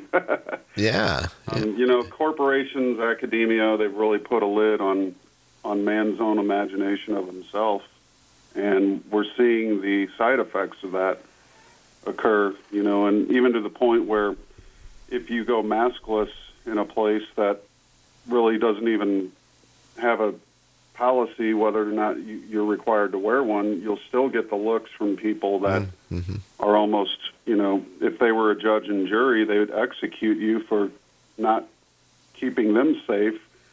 But again, the whole thing is just it's a backwards travesty. Ultimately, the only need to quarantine anyone is if they're ill. So, you know, I'm going to have to side with those who want to see the economy open back up and stores open back up, because the logic, again, if this thing was so dangerous, then the box stores that get literally 10,000 people in them a day, which would be super spreader spots, should be shut down immediately, and mom and pops should be promoted because they're more the 50 to 100 people a day crowd. Yeah. Honestly, there's no logic in any of this, and I think you've got well over 60% of the medical community now questioning the CDC. You've got all the evidence coming out that, you know, the tests are absolutely faulty. You know, and the media, the mass media, is really at fault here and really done. I mean, to say that they've done a disservice is the understatement of the morning for me. But there's just been no honesty, you know, from the media, and it begins, you know, for me. Would somebody please, you know, just do a story on the CDC and tell people the truth about the CDC? It's not hidden, but nobody knows. I mean, the CDC is a lot like the Federal Reserve in the sense that they're not really an agency of the U.S. government. They're much more. They're more like a vaccine company is what they are, and it's very simple to find out. You just go look at their funding, and again, it's all available out there. Just go look at where the CDC gets their money, and it's overwhelmingly big pharma. Right. And I mean, the same thing goes with the WHO. Everybody talks about these organizations like they are, the end-all, be-all when it comes to medical information, but they are absolutely biased because they are money-making organizations or organizations that are front organizations for money making. So, and that's not that hard to point out. I'm no genius, and if I know it, there should be somebody out there in mainstream media that would be willing to point this out. But they are so utterly controlled, again from the top down, that this type of information never even gets out, and people walk around thinking that the World Health Organization and the Centers for Disease Control are actually working in their best interest, and they absolutely are not. Right. You've done Boyd Graves. You've had people on from time to time and really exposed the double standards, the hypocrisy, the weaponization of disease. I mean, you've done. You're to your credit, you have a great history and archive of all kinds of information from, 13, 14 years ago. So I implore people to go back and check out your Boyd Graves episodes and your commentaries on a lot of this stuff. So kudos to you for that, and a lot of that helped me to wake up and really want to take responsibility for my own health. Absolutely. I started that journey in 2002 when I switched from iodized salt to Himalayan crystal salt, and I quit drinking milk, and I stopped with the fluoride toothpaste, and I started reading labels and avoiding high fructose corn syrup, all that in the same year, and I remember when I first started meeting Lori, she thought I was nuts. She goes, "What are you doing?" We're standing in the store, and I go, "I'm reading the labels." She goes, "For what?" And it was just a funny thing, but I just kept sticking with it, and, over just a few months' time, she began to read the labels too. Oh, yeah. And I showed her the information on, the obesity rates due to high fructose corn syrup and things like that. So ultimately, people have to make that choice for themselves. They have to take the responsibility for their life, their health, their happiness into their own hands. And I'll tell you what, I do not know a person on this planet who's done that, who's ever had one regret doing so. In fact, you see them and they're like a bright light. They go to the farmer's market, they do little things, they don't buy into the fear and the control paradigms. So in a sense, that's the antidote to all of this. And you were speaking of the media, and it brought a great quote to mind. One of the major backers of this whole global initiative and world control system is the Rockefeller Foundation. Oh, yeah. You see the report they did in 2010? Well, was that were they game to this whole thing? They called it. Yeah. Yeah. Yep. Yeah, you mentioned the media, and it just David Rockefeller during a meeting of the Trilateral Commission, June 1991, said this quote: "We are grateful to the Washington Post, the New York Times, Time Magazine, and other great publications whose directors have attended our meetings and respected their promises of discretion for almost 40 years. Yeah. It would have been impossible for us to develop our plan for the world if we had been subject to the bright lights of publicity during those years. But the work is now much more sophisticated and prepared to march towards a world government. The supranational sovereignty of an intellectual elite and world bankers is surely preferable to the national autodetermination practiced in past centuries." How about that, huh? So right there, he's telling you, again, if you want to frame this for anybody out there of any particular political bent, if you want to frame it, these are super predator capitalists. So if you're going to be against capitalism, it's not the mom and pops who are struggling to survive you should be against. You should be against the Walmarts and the big think tanks and the Rockefeller Foundation and Microsoft, because these are the super capitalist systems run in a patriarchal fashion that are going to end up dominating and controlling your lives. That's exactly right. So why isn't Antifa out in the feminist movement out protesting these sons of guns, right? Yeah, I know. Now the whole thing, I'm so confused by people's response to this. It just blows my mind. Right. But there's where there's loyalty, there's hope, where there's bravery and courage. As again, a great quote from Terence McKenna: "Nature rewards courage." So I think it's in our hearts. It's in the soul of humanity to, best this situation and make the most of it. And I think we can. I really do. There are people now that talk pretty openly about the possibility of the breakup of the United States of America, a balkanization, so to speak, something similar that to what happened in Eastern Europe and the former Soviet bloc, back in the late 80s and during the 90s. And, even a few years ago, I would have said that was ridiculous and probably, wouldn't have even considered it as a possibility. Now I'm not so sure. There are so many things that seem to be up in the air or on the table now at this point. And again, because the division and the polarity between people and ideals and philosophies right now make me think, I don't know, maybe that's something that could happen. To be honest, I'd hate to see it, because I think anytime that happens, it usually happens violently. It certainly did in Eastern Europe. Any thoughts on that? Well, I have heard from a few sources that, like in California, Governor Newsom has been stockpiling gold and ammunition underneath the governor's estate and the state capitol. I don't know if you've heard anything about that. No. Yeah, I guess, part of the plan that John Podesta and the DNC ran was to rehearse basically a secession of 5 states, Pennsylvania, New York, Oregon, Washington, and California, in objection to the election results. And so, as Hillary Clinton said, Joe Biden will not concede ever, basically. And so the groundwork's been laid. Nancy Pelosi's echoed it, that there's going to be no concession.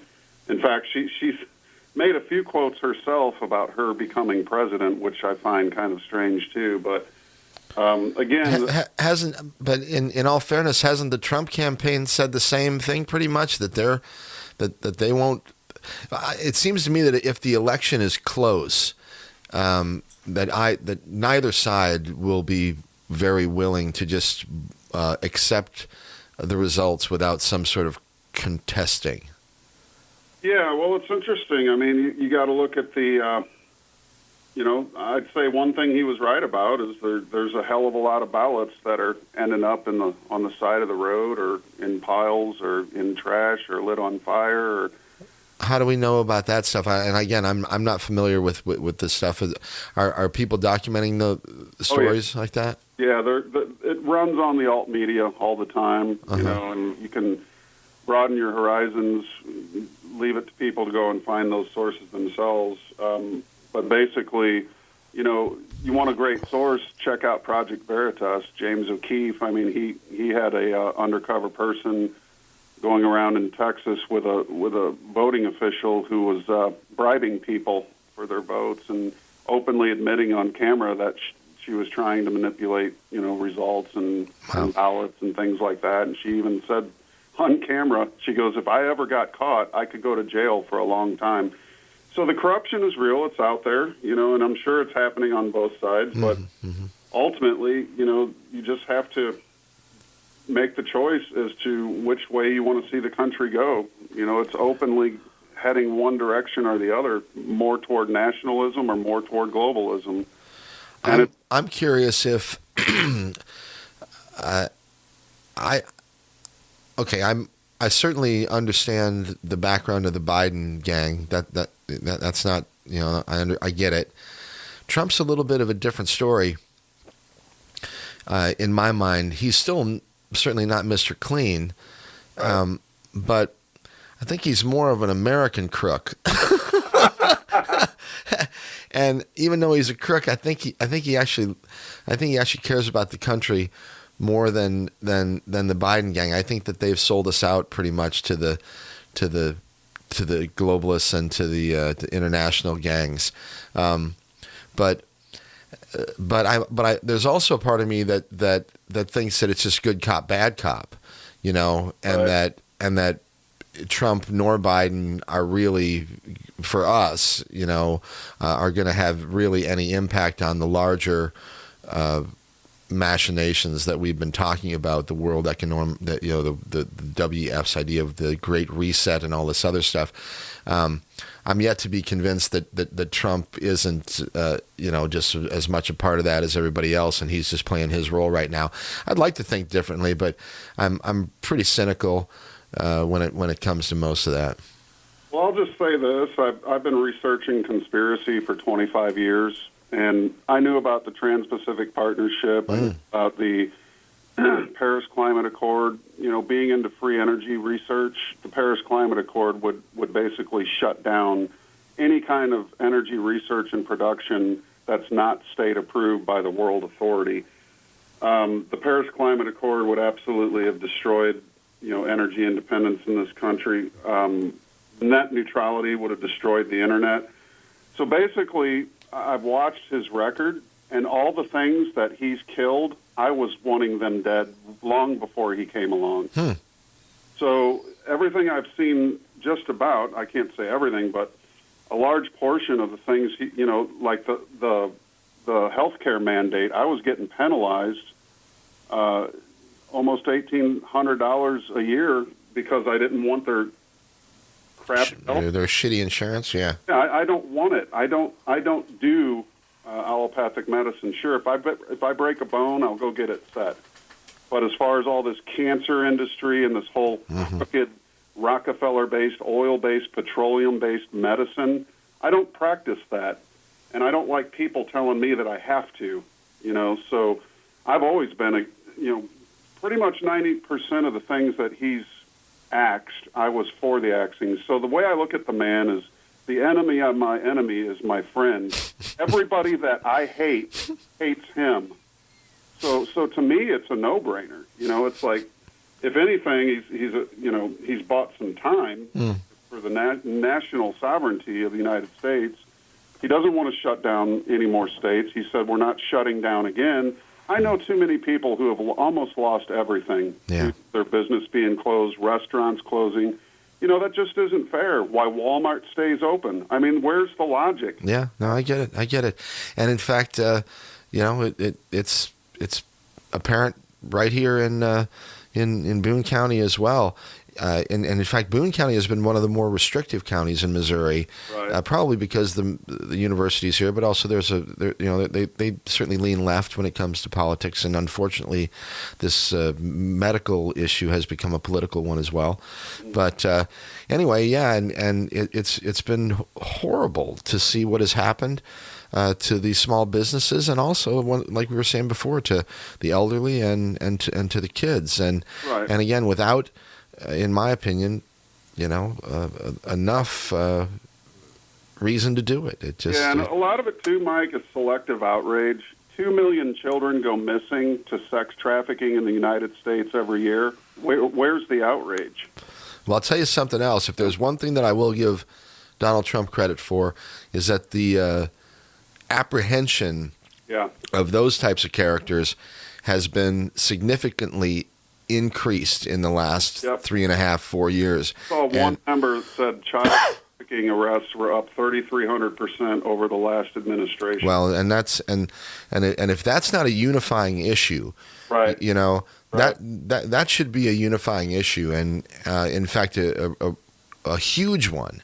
Yeah. And I wish that were, again, spoken about more in the media. And the reason it's not is because half of them are involved in all kinds of nastiness, and and that's what was revealed, or at least for people like us, was confirmed when Epstein and Maxwell and their whole Yep. little project was uncovered, and of course, that's completely off of the radar now, right? No word. I mean, you can go to the U.S. Marshals website, and every day they post a story where they bust 60, 70, Yeah, and release it's 70 so children almost every other day. They're conducting operations, but you hear zero about it on the mainstream media. yes, and that is, and I think the reason is because it is such a unifying issue, and because the media's job is to divide. Right. And it's also something that is, that people, well, again, they can unite around that, because the great majority of people, whether you're on the left or on the right politically, you don't want to see this happening to children, women, innocent people being sold like chattel and enslaved and had just horrific things done to them. Right. So this should be big news, and it should be something that's that should be on the docket when it comes to the debates. It should be a talking point of both parties, in my opinion, and certainly the media does nothing to promote that whatsoever. So Yeah, I mean, it's sort of plausible deniability. When you're part of something, the last thing you're going to do is blow the lid on yourself. Yeah. Adrenochrome junkies and Hollywood, it's, there's a lot to this whole thing. And if you go back, in 2003, I read Transformation of America by Kathy O'Brien. Yeah. That book was I cried because it was just so heartbreaking, and from my own experience as a child, which, that's all part and parcel to what we're going through right now. And if we're really the underbelly of the psyche of humanity is showing its ass, more or less. Mm-hmm. That's what we call the global world elite. And they are masters of manipulation. And I'll just say that if anything Trump's done, he's brought people to question whether or not that's the sort of a place we want to go. And, prior to 2016, I've been saying for 16 years that the media was fake, but, my own family calls me after Trump gets elected and says, hey, you're the media's fake, right? And I'm like, I've been saying this for 16 years. Where have you been? Yeah. The orange man comes along and suddenly everybody's saying the media's fake. Well, he just said what I've been saying for 16 years and what people like Jordan Maxwell have been saying since 1956. So, Maxwell had a interesting video that he put out a few months ago and talked about when October comes, get ready. I don't know if you remember. It kind of got some play on the alt media sites for a while. Right. And I'm not sure. It certainly wasn't specific enough to call it this way or that way. But definitely, the end of the year here is going to be interesting. I think we can agree upon that. Yeah, I mean, if you believe the media, we're all going to die from white supremacists. But ultimately, there's one hiding behind every rock in every part of the world. So, yeah, that's all the thing I would say is don't lose your sovereignty of mind to become polarized by the media. If you're going to be polarized, be against evil. Be against things that are, demonstrably trying to take away your sovereignty, your children's sovereignty, trying to put you in a perpetual state of fear and anxiety. Be against things that are trying to take away your health and manage your life. If we're truly to be free, we need less management. This giant overlord of super predator capitalists trying to overthrow the planet.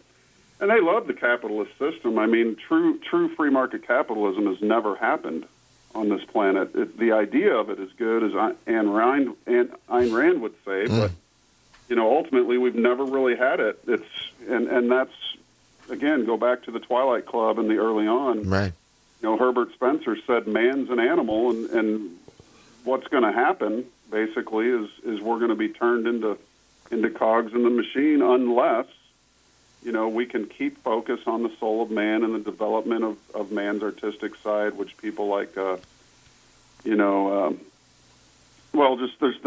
so many greats, the Steiner schools and the Montessori and these kinds of education really try to develop the soul of the child as opposed to learning by rote, and rote education, memorizing and repeating like parrots is what a major contributor to the problems that we're in today, because it basically teaches you to adhere to authority and never to question it. So, we need. I agree. The systems that you mentioned, Waldorf and Montessori, these types of things, they teach kids how to learn, not particularly what to learn. But this is what we need to do: is learn how to learn, and not just be memorization parrots. Right. So I think too, a lot of the good side of the lockdown that came to light later was a lot of people started listening to what was being taught to their children and decided, you know what? You're not going back to that place. I'm going to homeschool you. Yeah. So ultimately, I think there's a lot of bright spots into this.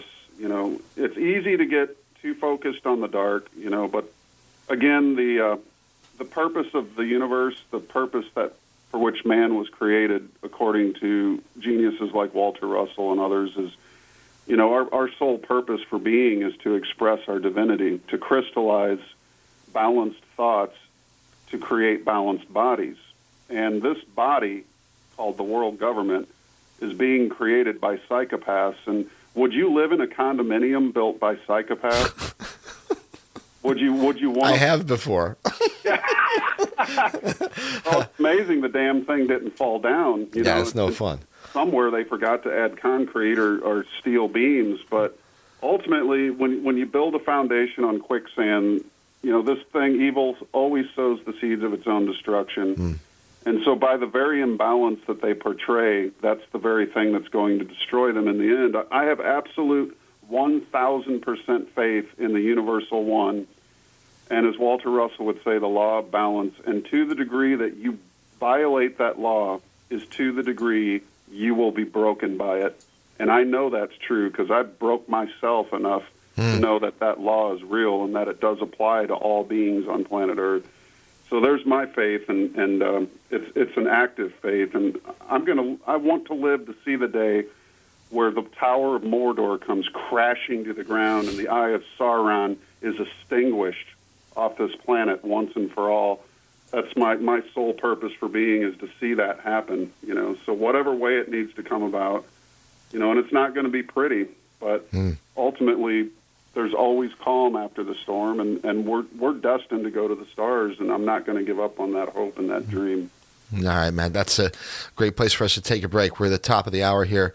I'm going to play a song that you wrote. I'm not sure exactly when. You tell me. It's called "Waiting for the Dawn." You've got a couple of different versions. I'm going to play the acoustic version.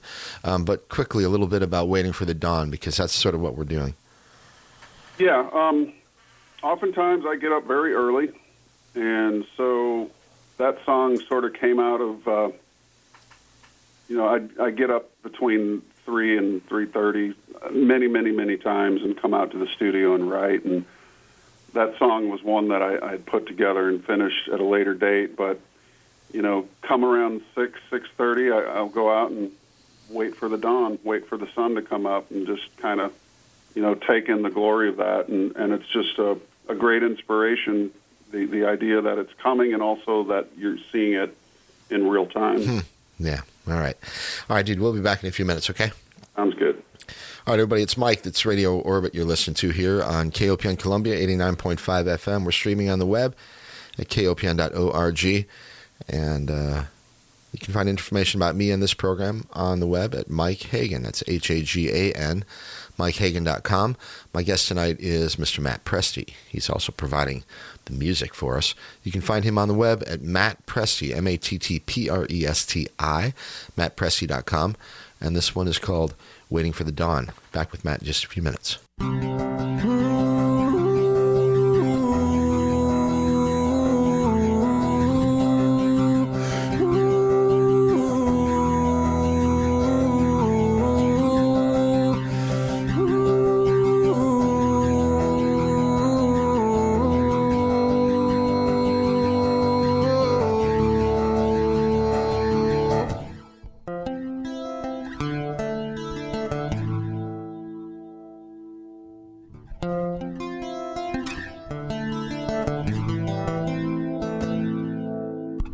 I could say to you what you want me to and try to fill the emptiness inside of your heart.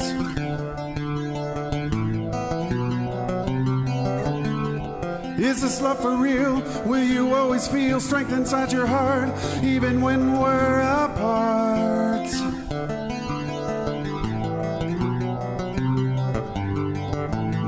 come with me, I will always be true. Stand beside me, I will keep you in my heart. We'll be waiting for the dawn when the morning comes. I want to feel the sunlight rise into my heart. Gotta walk before we run. Together we'll be one. Learn to fly before we fall.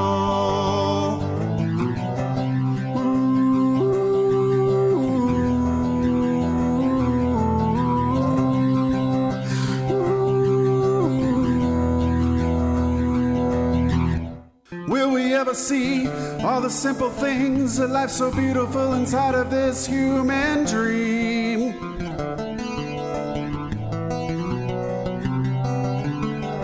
There's a better place, it's just a choice away. Take my hand, together we can stop this pain.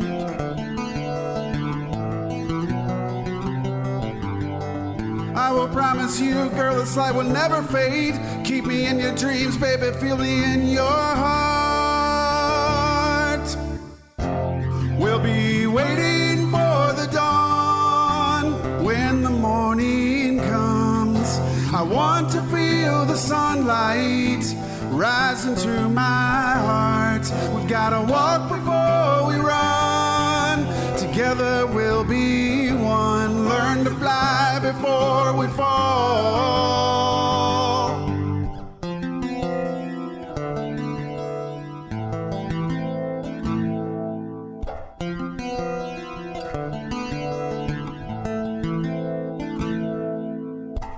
I could play this game, or I could walk away and watch the whole world fade.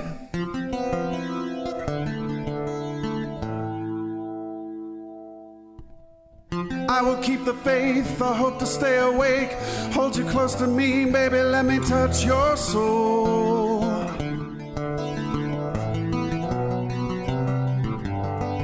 Rise above, there is nothing we can't do. When all is one, and one is all inside of our hearts. We'll be waiting for the dawn when the morning comes.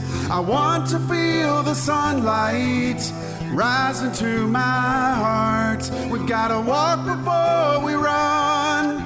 Together we'll be one. Learn to fly before we fall.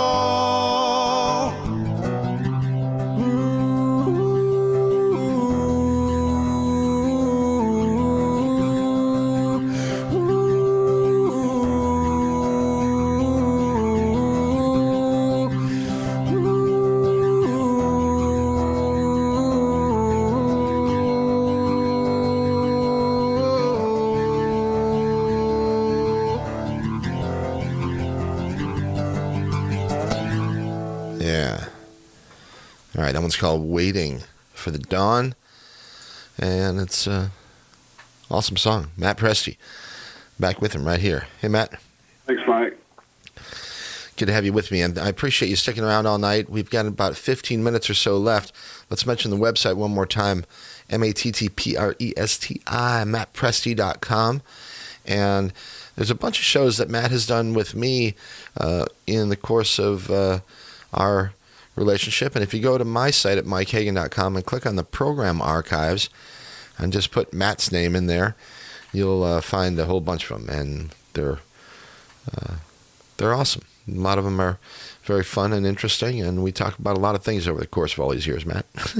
That's for sure. Hey, we've got about 15 minutes or so left.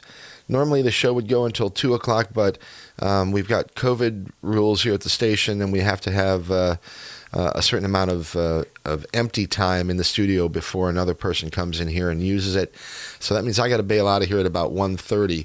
But you want to see if anybody's out there who's got the courage or the gumption to give us a buzz? Why, sure. All right. So the number here is 573-443-8255. If you'd like to call and say hi and make a comment or got a question or just shoot the crap, whatever. You got about 15 minutes. Say hi to me and Matt. 573-443-8255. And we'll get you on the air here, and you can join this rock and roll radio show. Okay. So, Matt, we got, like I say, 15 minutes or so. Let's kind of think about wrapping stuff up here. What do you see for the next, I don't know, next week, the next month or two?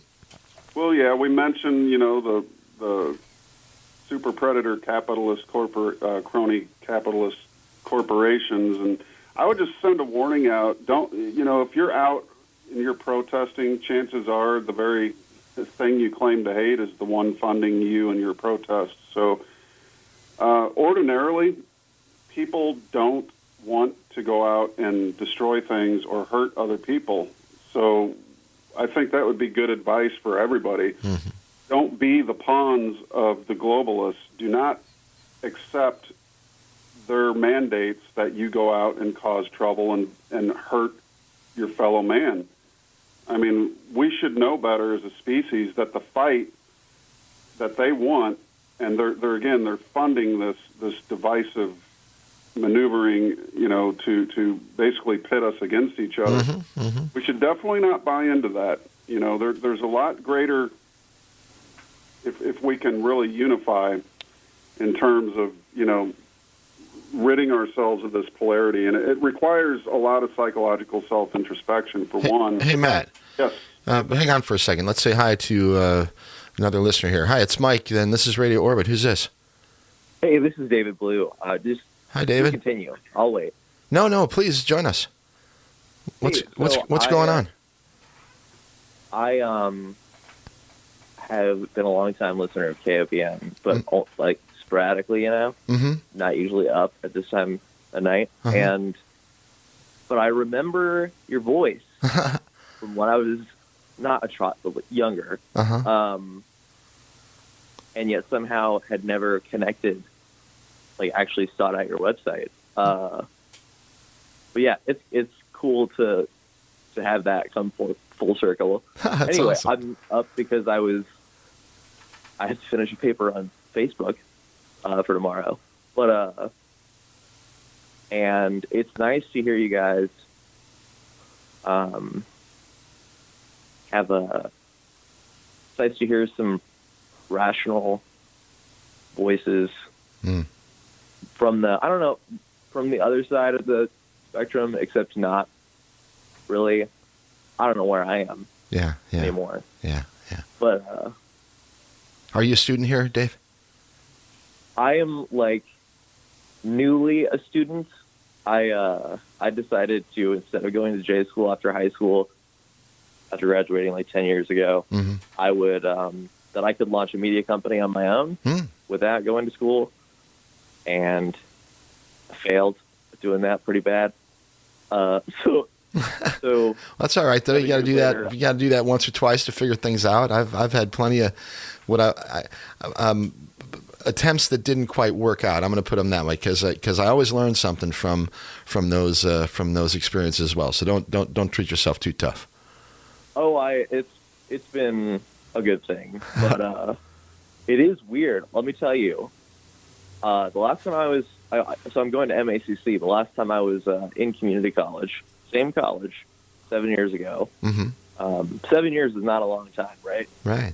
But I guess it's not that surprising. But the amount of like digitization that is, it's so much more digital in some ways, and then not. And it's like I am really worried about my 18-year-old peers and how bad they are at using search engines. Search engines have gotten,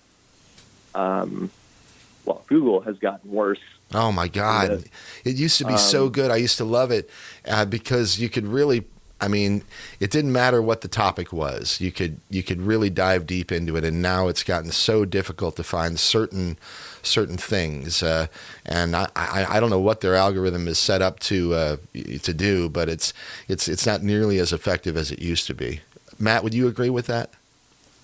Yeah, definitely. I'd switch to DuckDuckGo or something like that. That's my problem is all the alternatives that I use suck. I mean, I haven't found one that's really been as good as the old Google, and it's really unfortunate. Yeah, it depends on what you're searching for. You know, you're looking for restaurants or stuff, Google's a fine alternative. But if you're looking for off-limits information, definitely use something other than Google, because you're not going to find it there easily, I would just say. Yeah. So, hey, David, let me ask you, have you voted this year, or are you a voter? I'm about to vote for the first time in my life. Wow. Yeah. Awesome. Well, I'm going to vote later this morning as well, and that's all I was going to say. I encourage you to vote and vote your heart, and and that's all I would say about it. Yeah. Well, thanks for listening to me ramble. No, not at all.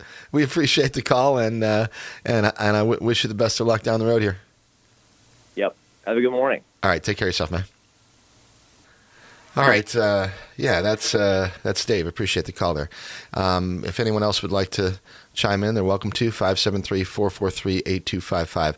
So, yeah, Matt, I agree. I think the theme of our evening talk tonight has been sort of try to reclaim our minds, or if you have to, maybe you don't have to reclaim it. Maybe you've already got a clear look at what you like and an understanding of what's going on.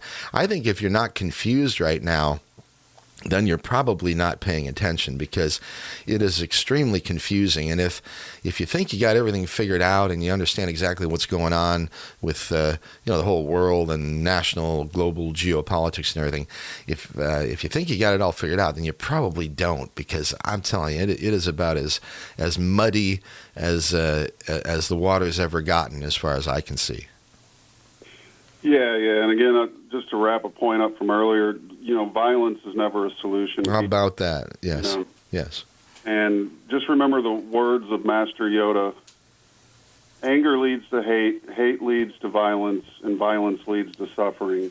So don't choose the violent path, and, we might have a shot at reconciliation in a lot of ways, because, again, this is a divisive issue. It's affected friends. It's affected family. Oh, my gosh. But I know a gentleman who's in his 80s, and we had a beer together yesterday, and just listening to him talk and how he's just looking forward to getting back. He's got different political views than mine, but, I wasn't out to convince him of anything, just to enjoy his company. And so, maybe it's a time to undo the permanent political climate and get back to a sense of normalcy, despite them saying there's never going to be a normal again. But, let the new normal be, the pursuit of truth, self-improvement, self-sovereignty, and peace on earth. I think that those are some good values that we should inculcate and express, and keep in mind that we're all sharing this planet together. So,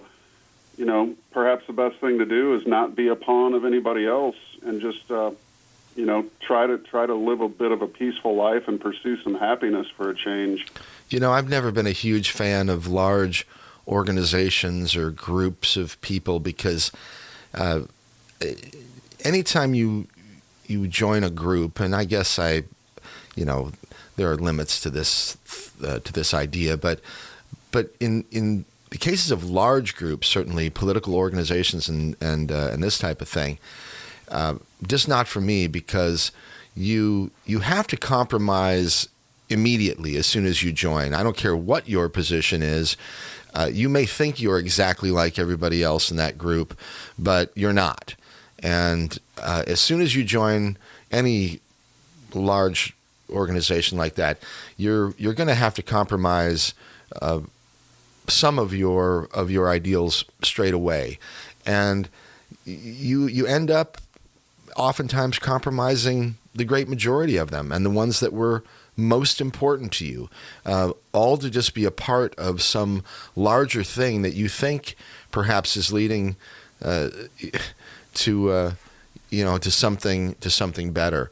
But the personal liberty and the individuality that we are gifted by the founders of this country and by the Creator, him or herself or itself or whatever you want to call it, that's something that should be should be cherished and embraced and nurtured. And I see a lot of that not happening, and I'd love to see it brought back.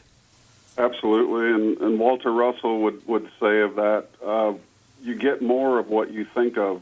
So it's called the multiplication principle, and if you're engaging in madness, then more madness is going to be the fruit of that. So ultimately, we do live in a mind wave universe, and what you think is what you get. So be very careful, what you do and think in terms of your daily chores and activities and associations. And I would just point to a quote by Nietzsche. He said, madness is rare in individuals, but in groups, parties, nations, and ages, it is the rule.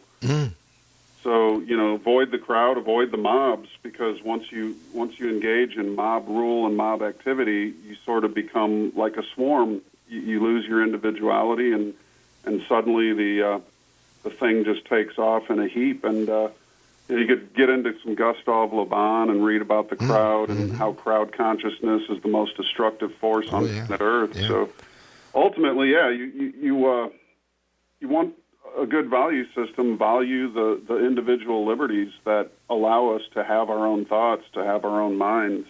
You've talked a lot in the past with me about illumination and personal wow moments and this type of thing. And I think that you and I would both agree that it's not necessary, but it happens very often in solitude and in by your lonesome. Right. And I'd also point out that even that it's sort of a natural phenomenon when things get by themselves, they are different than when they're with groups of the other of similar things. And you can even take that down to like electrons, which is what we're all made out of. If you have an electron stream, you have a current of electricity, and you've got all these electrons, and they're all moving in the same direction, and they all are acting the same way. But if you isolate one electron from the current, it acts completely different than the electrons that are in the stream. And maybe that's why we use terms like mainstream and all this stuff, because if you get off the mainstream, if you can get off on one of the little tributaries by yourself in a little canoe or something, and I'm being metaphorical, obviously, but that's when the lightning can hit you. Yeah, you're absolutely right. And I think, as you said, to end the show in 2008, you said mankind is not comfortable in his own skin.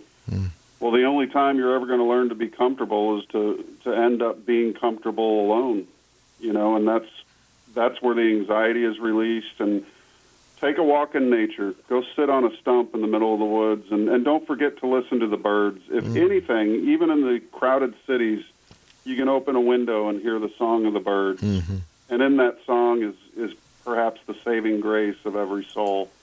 That nature is what we're a part of, and don't ever lose your contact with that, because that informs us of who we are, and it gives us comfort in our own skin to know that we're still a part of that, and that it's very much a purposeful thing.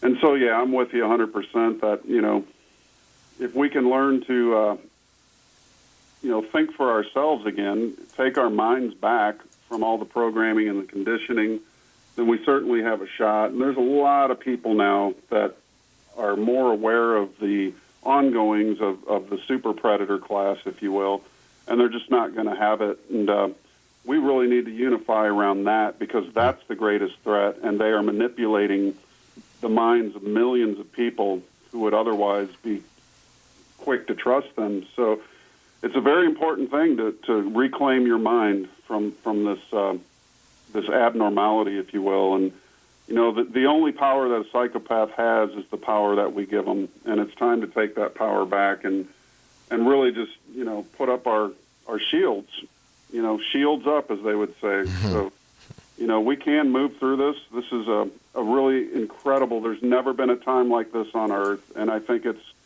that for me, just the excitement, the human drama is the greatest story ever told, and we're writing it every day, each and every one of us. Yeah. All right, Mr. Matt, that's been a pleasure talking with you again tonight. I think we should make a plan to talk around New Year's, and when I come back on the air in a couple months, we'll start up where we left off tonight. What do you think? Yeah, that sounds great. I'd love to get together again too with you and John, and maybe record a session of us sitting around the table together. That'd be pretty cool too. Huh? Let's plan that. Let's do a little Zoom with you and me and John. I'd love to do that. There you go. That sounds great. All right, hey, we got time for one more song on the way out here. I'm going to let you choose it, and if it's in the catalog that I've got, which is most of your stuff, I'll fire it up.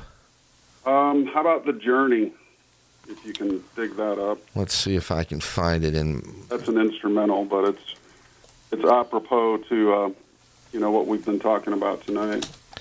What do you have planned for tomorrow? Have you voted yet? Yeah, no, I haven't. Lori and I are going to go vote in person. So I used to be one who didn't care for the whole process, but I think really it's just you got to vote your conscience.